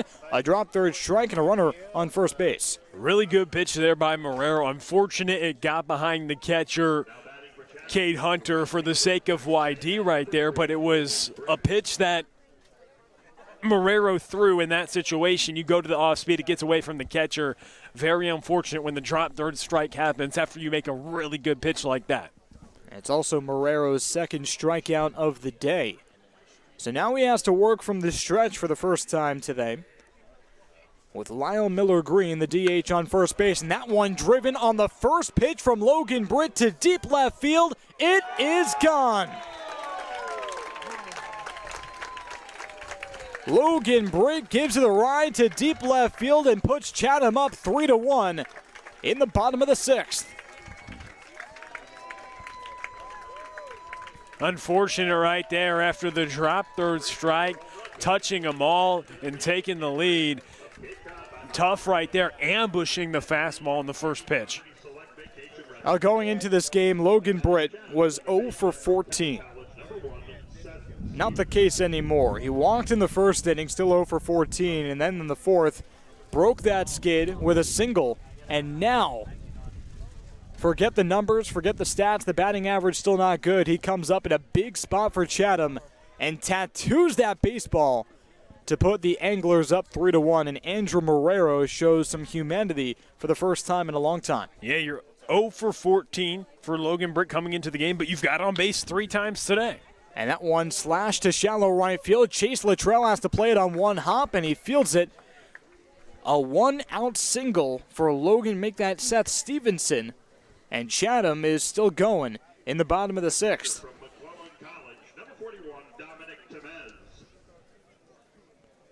Brings up Dominic Temez, who's 0 for 1 on the day. Reached on an error from the right fielder Chase Luttrell in his last time up. It's a runner on first with 1 out.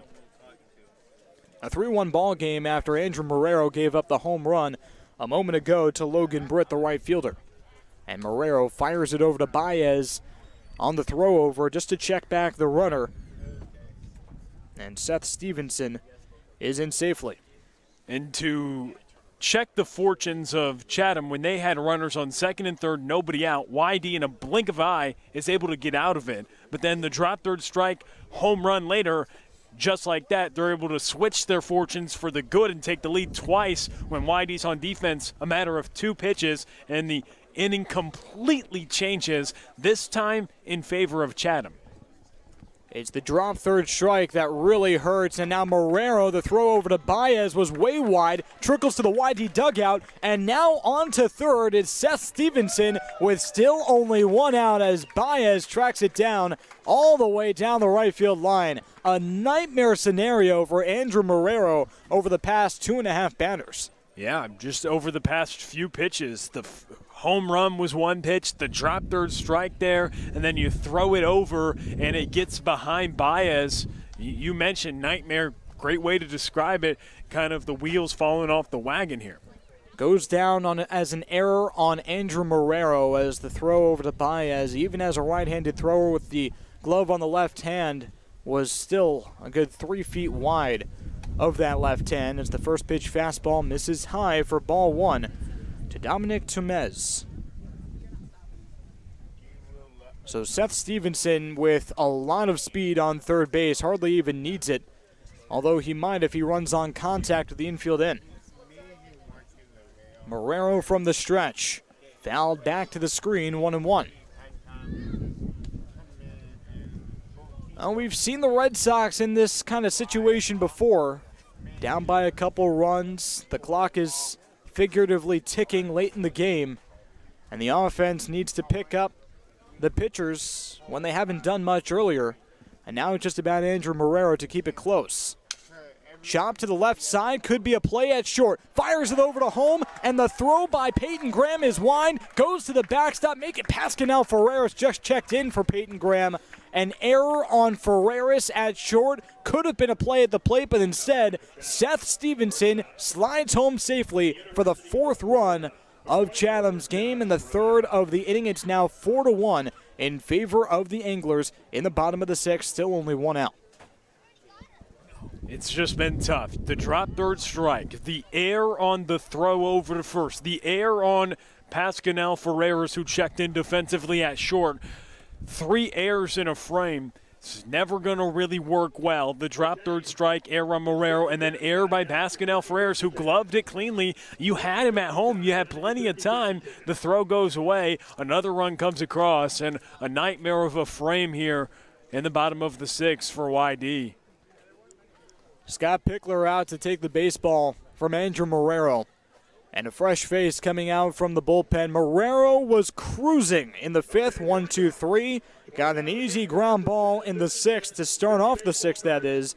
And then a strikeout. The only problem was it was a drop third strike. And instead of 2 outs, no one on, it was 1 out with a runner on first. Logan Britt tattooed a baseball past the left field wall for a 2-run homer. And a snowball effect. Single. Seth Stevenson reached 3rd after the wide throw on the throw over by Marrero, and then an error on the shortstop. Pascal Ferreras makes it 4-1 Chatham. We'll be back in a moment right here on the YD Red Sox Baseball Network.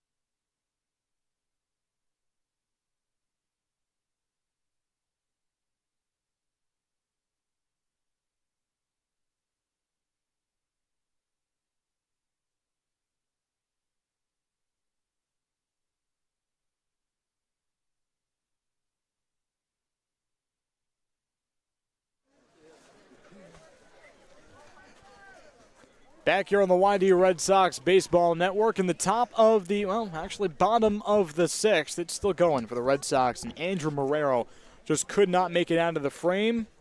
Enter Brendan Dufault to clean up the mess that he left for Dufault. Marrero left for Dufault, and the first pitch fastball is in there for strike one to Josh Rivera. Well, as I mentioned before, Marrero was once upon a time cruising in the fifth inning, who worked 1-2-3, got an easy ground ball in the sixth. Then a drop third strike and a two-run home run caused the snowball effect. And now Chatham is working on a three spot in the bottom half of the sixth. And that one drilled to deep right center field. Latrell chasing back, and he's there to make the catch for a screeching second out. A nice play by Latrell. A few frames ago, he makes an error, a ball that easily could have caught. He has to travel much more distance on that one, Brad, and he's able to make the play. A more difficult play there, of course, both plays should have made, but more difficult in terms of distance traveled on that one, ranges to make the play. Nice play by Latrell and right, especially after already having an error under his belt. So Brendan Dufault's job, the basically mission statement, is keep the game close. Down by 3, and Latrell got the memo. Just trying to tread water in the bottom of the sixth, and it's Jake DeLeo who doubled in the third and flew out his last time up, number off his ankle. 0-1 with 2 gone. And the nice thing is Whitey's offense last 3 frames against Crowley hadn't been able to get anything. Going to have 7, 8, 9 up, but probably a new pitcher in for Chatham once they get out of this. 4-1 Chatham, runner on first with 2 outs. Brendan Dufault working from the stretch. Comes set, and a late call for time. Ball scattered onto the field. YD with action in the pen, and it scattered all the way from the bullpen, Brett, way out in right field. You never see that. And granted, it's a lefty pitching, so I guess that is the only reasonable explanation. Pitching from down the right field line onto the field, but usually there's someone tasked with backing up the catcher to make sure ball doesn't get away. No balls and a strike to DeLeo. Swings and pops it out of play over the backstop. So the Anglers down to their final strike in this nightmare of a 6th inning for YD.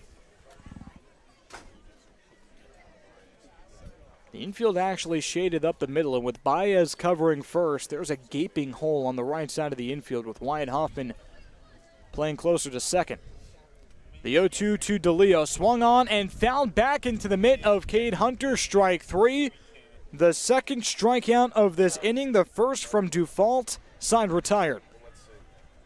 But Chatham gets 3 runs on 2 hits. One of them a 2-run home run from Logan Britt, and leaves a runner on base at the end of 6. It's 4-1 Chatham right here on the YD Red Sox Baseball Network.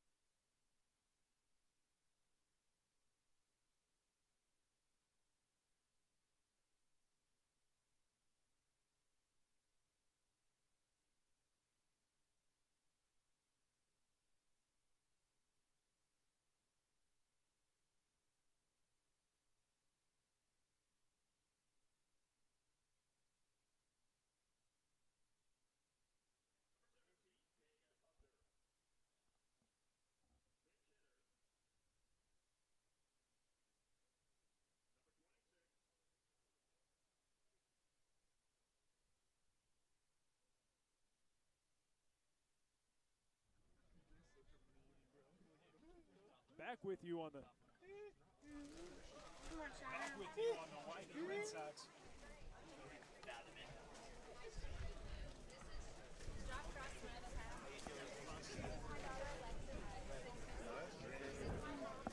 Back with you on the YD Red Sox Baseball Network. And here in the top of the 7th, the YD Red Sox trailing 4-1 here in the top of the 7th, and a pitching change to begin the frame. So it was Crowley who came out, made his warm-up tosses, and then actually getting exchanged out of the game. So a unique situation, and we'll be back with you next on the YD Red Sox Baseball Network. It'll be the beginning of the top of the 7th. 4-1 lead for Chatham after scoring 3 runs in the bottom of the 6th. We'll tell you about the new arm next on the YD Red Sox Baseball Network.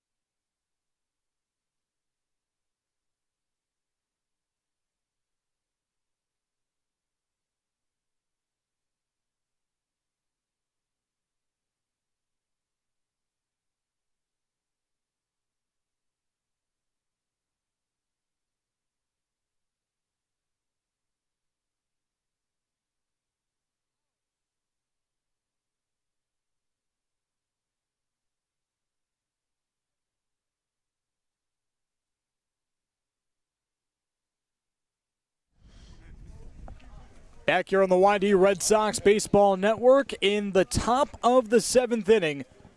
Weird. 4-1. Yep.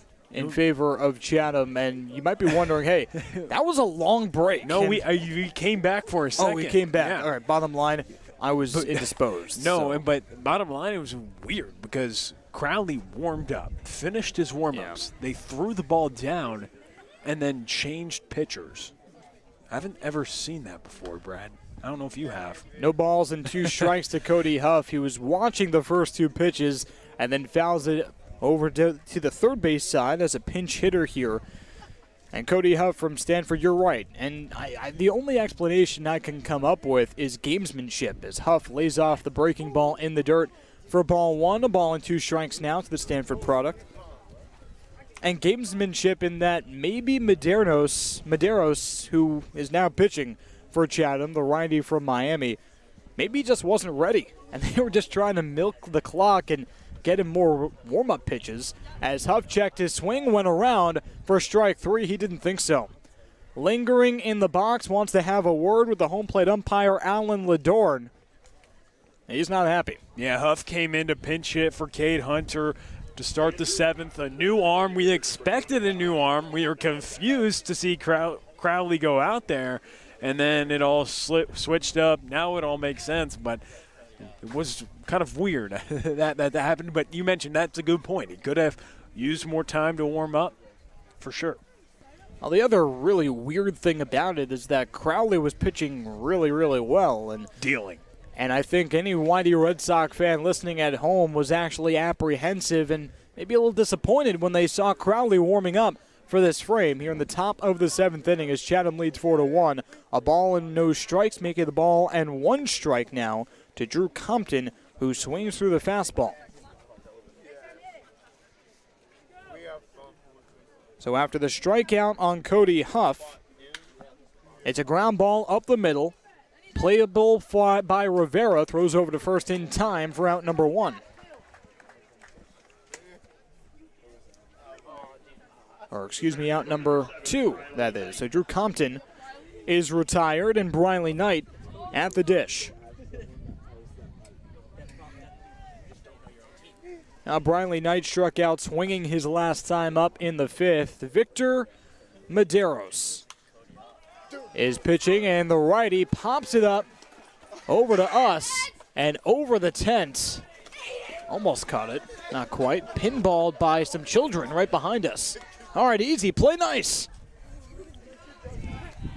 A dead sprint over for the foul balls, Brad, right in our neck of the woods where we're broadcasting here on the concourse. Oh, those kids were lethal. Those kids were willing to do inexcusable things for that baseball. They dead sprint for every foul ball. They want to go home with a souvenir. Souvenir, some of them going with some bumps and bruises, too. They'll pay the price, though. No balls and 2 strikes now as Briley Knight watches the fastball down the middle from Victor Medeiros. And the 0-2 tonight. Checked his swing. Did he go? No.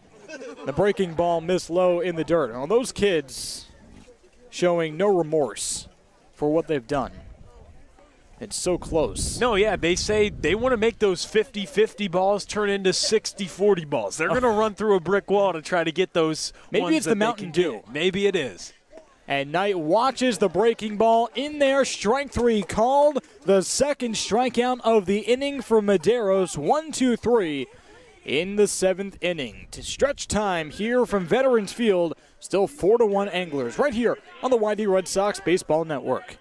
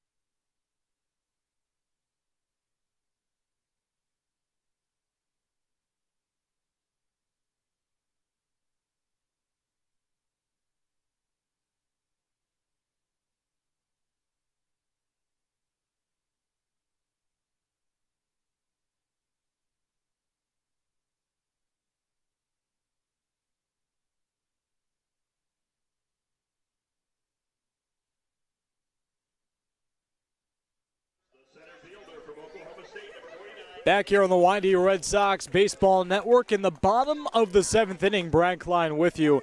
It's 4-1 in favor of the Anglers after a 3-spot in the bottom of the 6th inning. And here to lead off the frame is Caden Trenkle, the center fielder.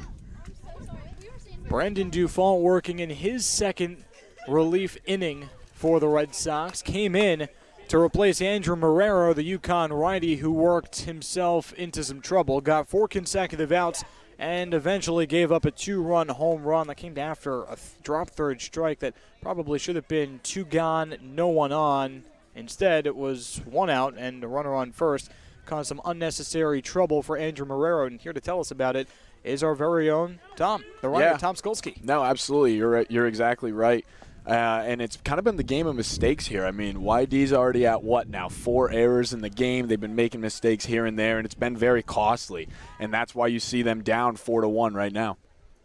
And the righty Dufont misses inside on the changeup. 2 balls and 1 strike now to Trenkle, who's reached base twice today, once on a fielder's choice in the 1st inning and once on a walk in the 3rd. Struck out swinging his last time up in the 5th inning.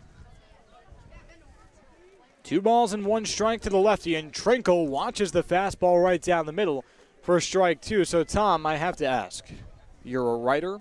Typically, I see you at home crunching the numbers with the book. Right now, you're in a white sweatshirt, no YD polo, and no book. You're kind of just chilling there. Listen, I got the YD polo under my sweatshirt sure you today, do. but it's a chilly day here in Chatham, and it's a little rainy and windy.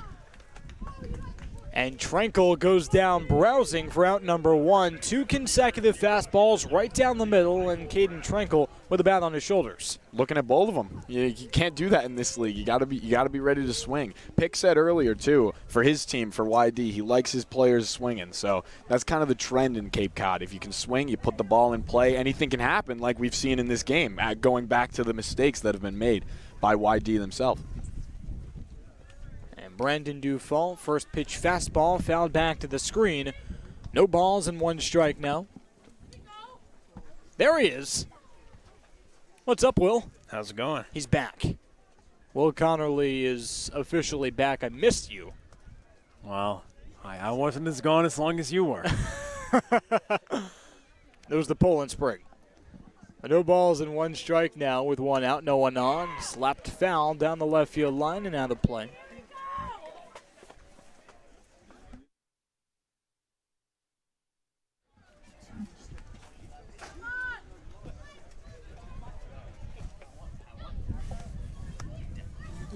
No balls and 2 strikes as Brandon Dufall working from the stretch to the pinch hitter Michael Brown.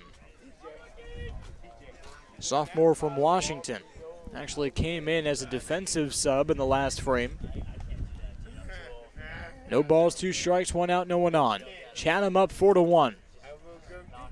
And the fastball misses just low for ball 1. So Brandon Dufall hitting his spot. Cody Huff didn't even have to move his mitt. He wanted to force Brown to challenge and chase. Still 1-2. And Brown, the lefty, slaps it up the middle into center field. A base hit on the ground. A 1-out single for Michael Brown in the bottom of the 7th inning as Chatham leads 4-1. Now batting for Chatham. The third baseman from Dallas Baptist University, number 32, Andrew Benefield. So Michael Brown now becomes a hitter, and that is a whole lot of human on first base. 6'5", 245.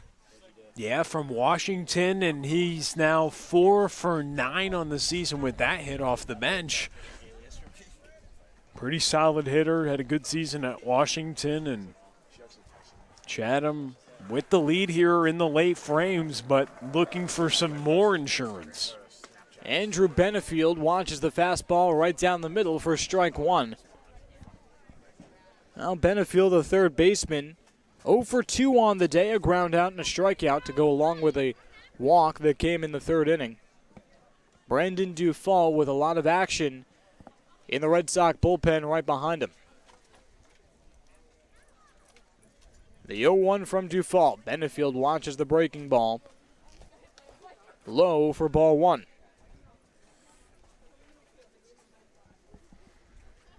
Chatham got their 3 runs to put them over the hump in the bottom of the 6th inning. 2-run home run allowed by Andrew Marrero off the bat of a once struggling Logan Britt, no more. And then another run manufactured shortly afterwards. A ball and 2 strikes now as the breaking ball nicks the outside corner.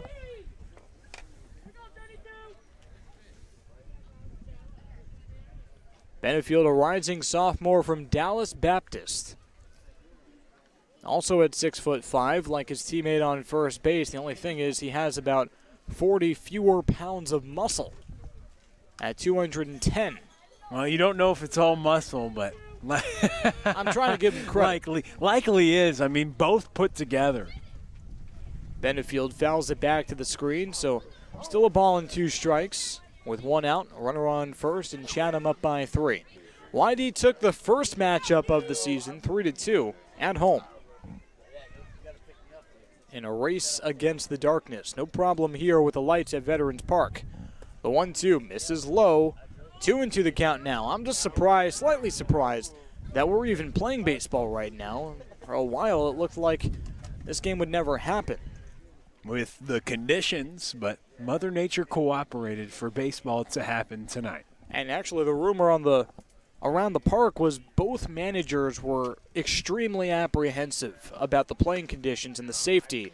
As strike 3 is called on the fastball, the outer half of the plate, and Andrew Benefield was flinching afterwards in disgust of the call for out number 2. the second backwards K in the 7th inning frame for Brandon Dufault. And with a runner on first and a 3-run deficit, Dufault faces Lyle Miller Green. Miller Green started this scoring barrage for Chatham in the 2nd inning, had the solo home run. Runner on first with 2 outs. And Miller Green swings and fouls it back to the screen.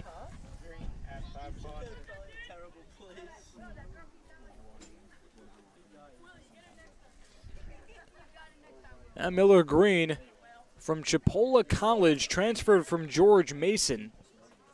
Rising junior, Virginia native, /326 in 36 appearances this year.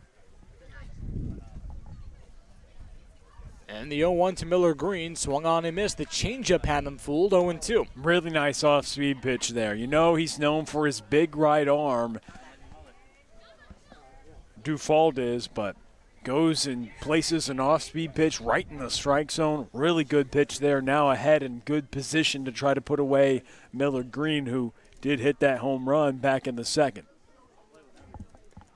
No balls, 2 strikes, 2 outs. Chatham up 4-1 in the bottom of the 7th inning, and Lyle Miller Green from Chipola College, one of 2,211 students. Small school for a big man. The 0-2. Checked his swing. Did he go? Yes, he did. Strike 3. The fastball in the dirt, call it bait. And the reel went into the pond as Lyle Miller Green was hungry and bit on the fastball in the dirt. Side retired as Brandon Dufault strands a runner. At the end of 7, it's still 4-1 in favor of Chatham right here on the YD Red Sox Baseball Network.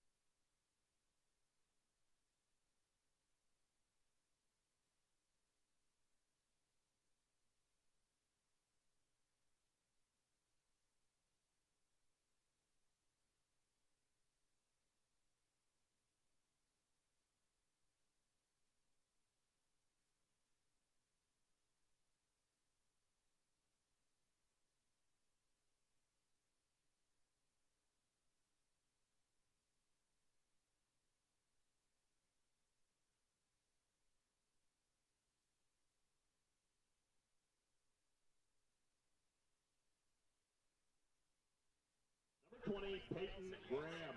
Right here. The guy will come now. Oh, okay. Thank you.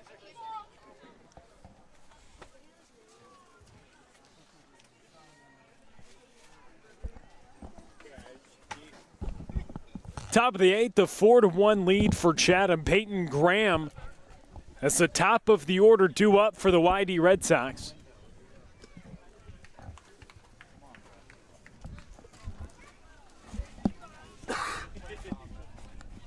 Alongside Brad Klein with Will Connerly here at Veterans Field, in a swing and a miss on the offering.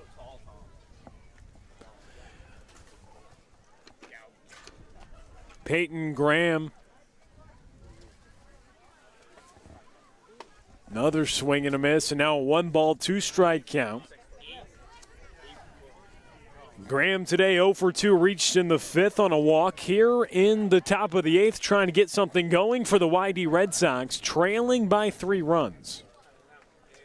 And the 1-2 pitch. Peyton Graham is rung up. He gets caught looking on the off speed, and there's 1 out here in the top of the 8th. And Peyton Graham knew it. And right there, you're basically starting the game over. That's the way you have to look at it if you're Peyton Graham. Starting off the 8th inning, down by 3, yes, but you're the leadoff man. You're the table setter. You need to get on base, and you have the bat on your shoulders on a meatball right down the middle. And Peyton Graham looked like he was looking to walk, and that is not what you need from your star.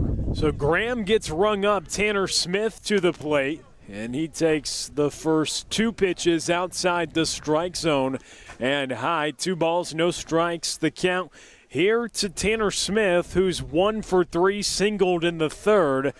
And now the count runs to 3 balls and no strikes.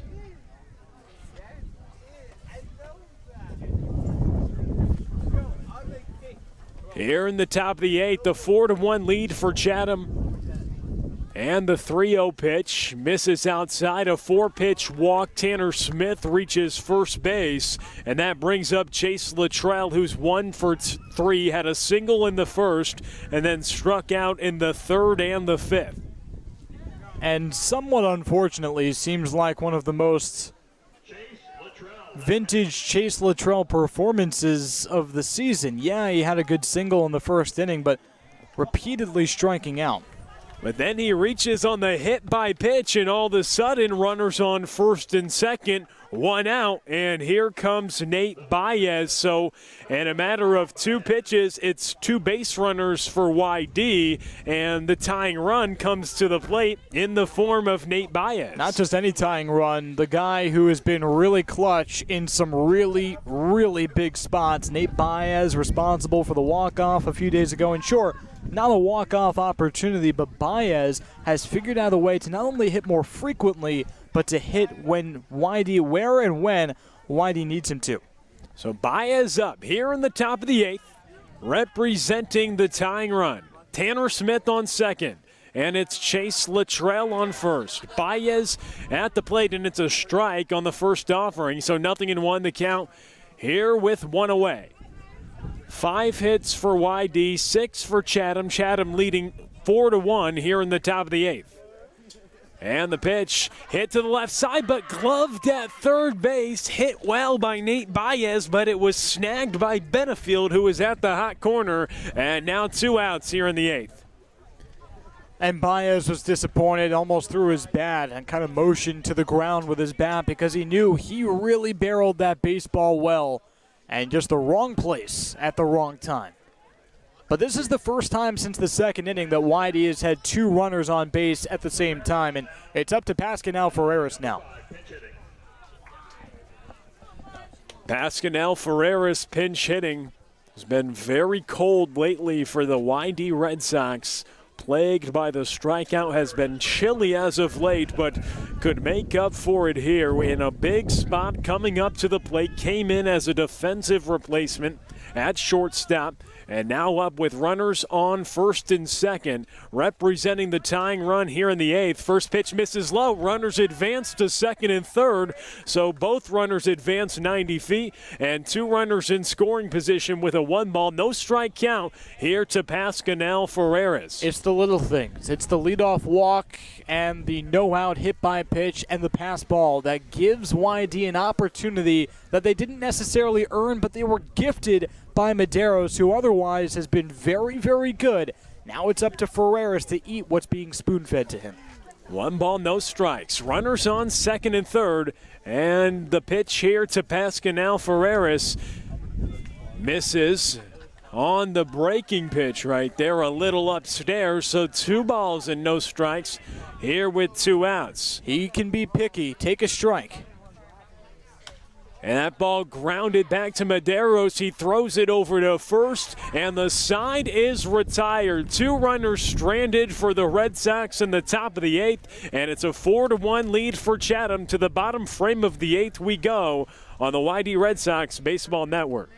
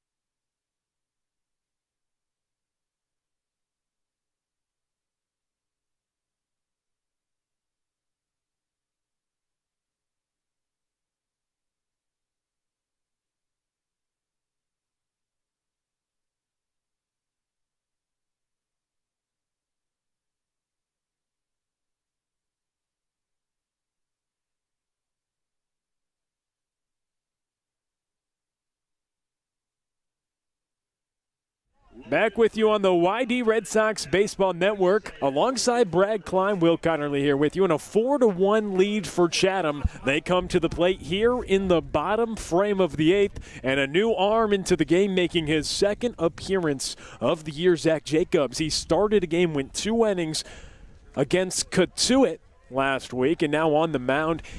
He was someone who we thought could have been scheduled to throw after Franklin, but Franklin pitched great, and Zach Jacobs didn't get to throw. Gets to throw here. His team trailing 4-1 right now, but on the hill for the YD Red Sox in a 0-2 count here to Logan Britt, who really had the big dagger in the 6th with that home run. Swing and a miss, though. He makes quick work of Britt and gets the strikeout. So first hitter that Jacobs sees, he gets the strikeout to Britt. And not only that, Britt was the one who had the long ball. Yeah, and that's a big deal, especially for Jacobs, who's still looking to find his role on this team. Yeah, he had that start, and it wasn't necessarily a good start. And now it's time, maybe as a back-end guy, for Jacobs to reinvent himself. And Jacobs, the right-hander out of UC Riverside, working nicely here in the bottom of the 8th. A 4-1 score in favor of Chatham. 6 hits today for the Anglers, but 2 innings and 7 earned runs was the line for Jacobs against Cotuit. That ball hit toward center field. Briley Knight backs up and is under it to retire Stevenson for that second out here in the bottom frame of the 8th. The 4-1 score still, and that will bring up Dominic Tumez to the plate, the catcher here with 2 outs in the bottom of the 8th. Only a good sign for Zach Jacobs that he doesn't look phased at all. It's a very, very different ball game when you're pitching in the 8th inning compared to the 1st, and he looks like he's very comfortable. Yeah, Jacobs, 2 innings pitched, 7 earned runs, 7 hits, 1 strikeout, 1 walk, 16 batters faced.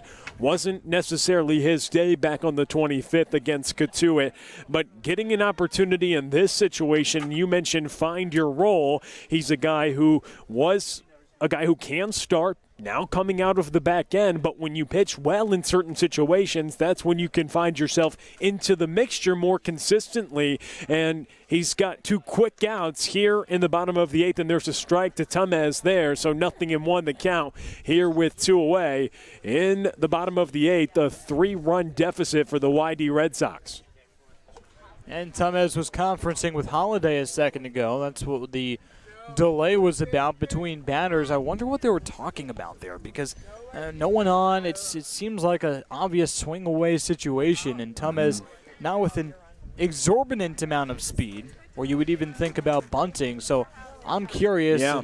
Maybe the call was, hey, do not swing at a strike, because Tumez has been laying off of some cheddar. Yeah, it could have been that, and it was interesting just because of the score in the bottom of the 8th. After 2 quick outs, you could also be saying, hey, he's got 2 quick outs. Try to work an at-bat here. We don't want him to get a rhythm and go 1, 2, 3. We want to extend the inning. We're looking for insurance runs. That could have been a factor as well, but definitely a unique situation. Also, the top of the order on deck as well, as Tumez fouls that one off of his shoes to stay alive with the foul ball, but obviously doesn't feel good there. That's a stinger, especially today. And look, we're not going to try to construe this as October-November baseball, but in terms of Cape, this is about as cold as it can get chilly as it gets. So it's probably the wrong day to stub your toe on a baseball. So 2 balls, 2 strikes, 2 outs, bottom of the 8th, and Jacobs out of the wind. Ball is fouled to the right side and out of play, so we'll do it again. Jacobs with the high socks, the right-hander, trying to work a clean frame, a 1-2-3 frame here in the bottom of the 8th. And in his way is Dominic Tumez, a 2-ball, 2-strike count, 2 outs, nobody on. And out of the wind, Jacobs with the pitch, it's fouled away. So 3 consecutive foul balls by Tumez, and he's trying to stay alive and put together an at-bat here against Jacobs. This is the first time in this frame that Zach Jacobs has been challenged the first 2 outs he got were pretty much unfettered. And he rings him up on the breaking ball, so a 1-2-3 frame for Jacobs, and he throws the spike curve for strike 3, and he gets out of the frame. To the ninth we go on the YD Red Sox Baseball Network.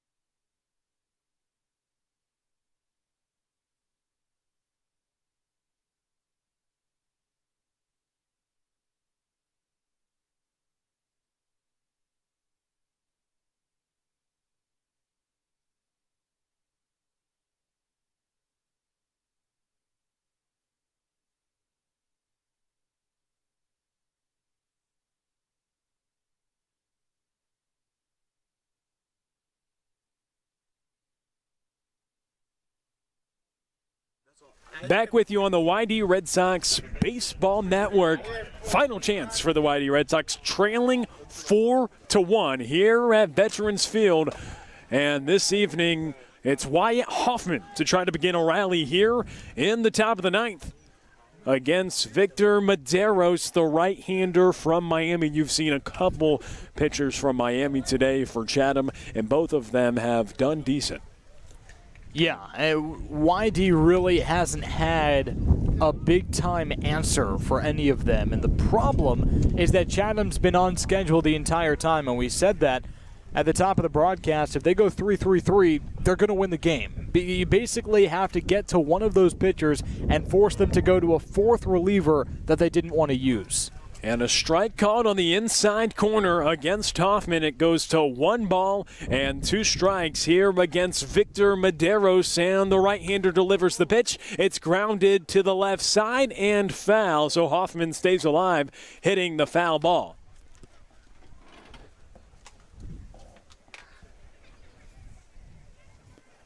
In a weird way, Wyatt Hoffman hitting 6th. There's almost no better player to have in this situation. You need a table setter, you need a base runner. The 1-2, swing and a miss, and Hoffman goes down with the swinging strikeout. 1 away here in the top of the ninth. That's a tough way to end the day for Wyatt Hoffman. Second strikeout of the day, 0-for-3 in his last 3 at-bats. And after that double in the second inning, it kind of felt like, okay, maybe this is the emergence of Wyatt Hoffman. And not that we haven't seen a really good version of Wyatt Hoffman, but it's been relatively spotty, relatively inconsistent, and now he's been hot, though. He's hot. Yeah. He's hot, but I'm still waiting for that 3-for-4 day from Wyatt Hoffman. As Cody Huff to the play, 1 ball, 1 strike after the second pitch misses low. He came in to pinch hit back in the 7th, struck out swinging. And that ball hit to the left side. It's DeLeo who's moving to go catch it in left, and he gloves it, overran it a bit, stuck out the glove, and caught it for the second out. And now YD down to its final chance. It's Drew Compton, who is the last lifeline for the YD Red Sox. Cody Huff with a slow walk back to the dugout. He actually sees himself as a relatively unlucky camper right now. Had the strikeout in his first at-bat, came in as a pinch hitter and was not happy with the call, and then a really nice play made out in left field. And pitch hit thrown for a strike on the first offering here to the switch-hitting designated hitter, Drew Compton. 0-1 the count, 2 outs. And Compton the final chance for YD, the 0-1. and it misses low and outside. So 1 ball, 1 strike here with 2 outs. And the 1-1 pitch. Grounded, chopped actually toward the catcher, and thrown to first. That's the ball game. Tamez to Mendham over at first, and Chatham wins it. They break a 4-game winless streak, and YD loses for the first time in 5 games. 4-1 the final score, and that's a final here from Veterans Field. Now, to say YD was due, an understatement. And the Red Sox actually had their chances a couple of times, and they had runners in scoring position, could not convert. Pascal Ferreras was brought up in a big spot, could not convert. A couple hard hit balls that were caught, and at the end of the day, Chatham just outlasts them with that 3-run 6th inning that YD just could not respond to.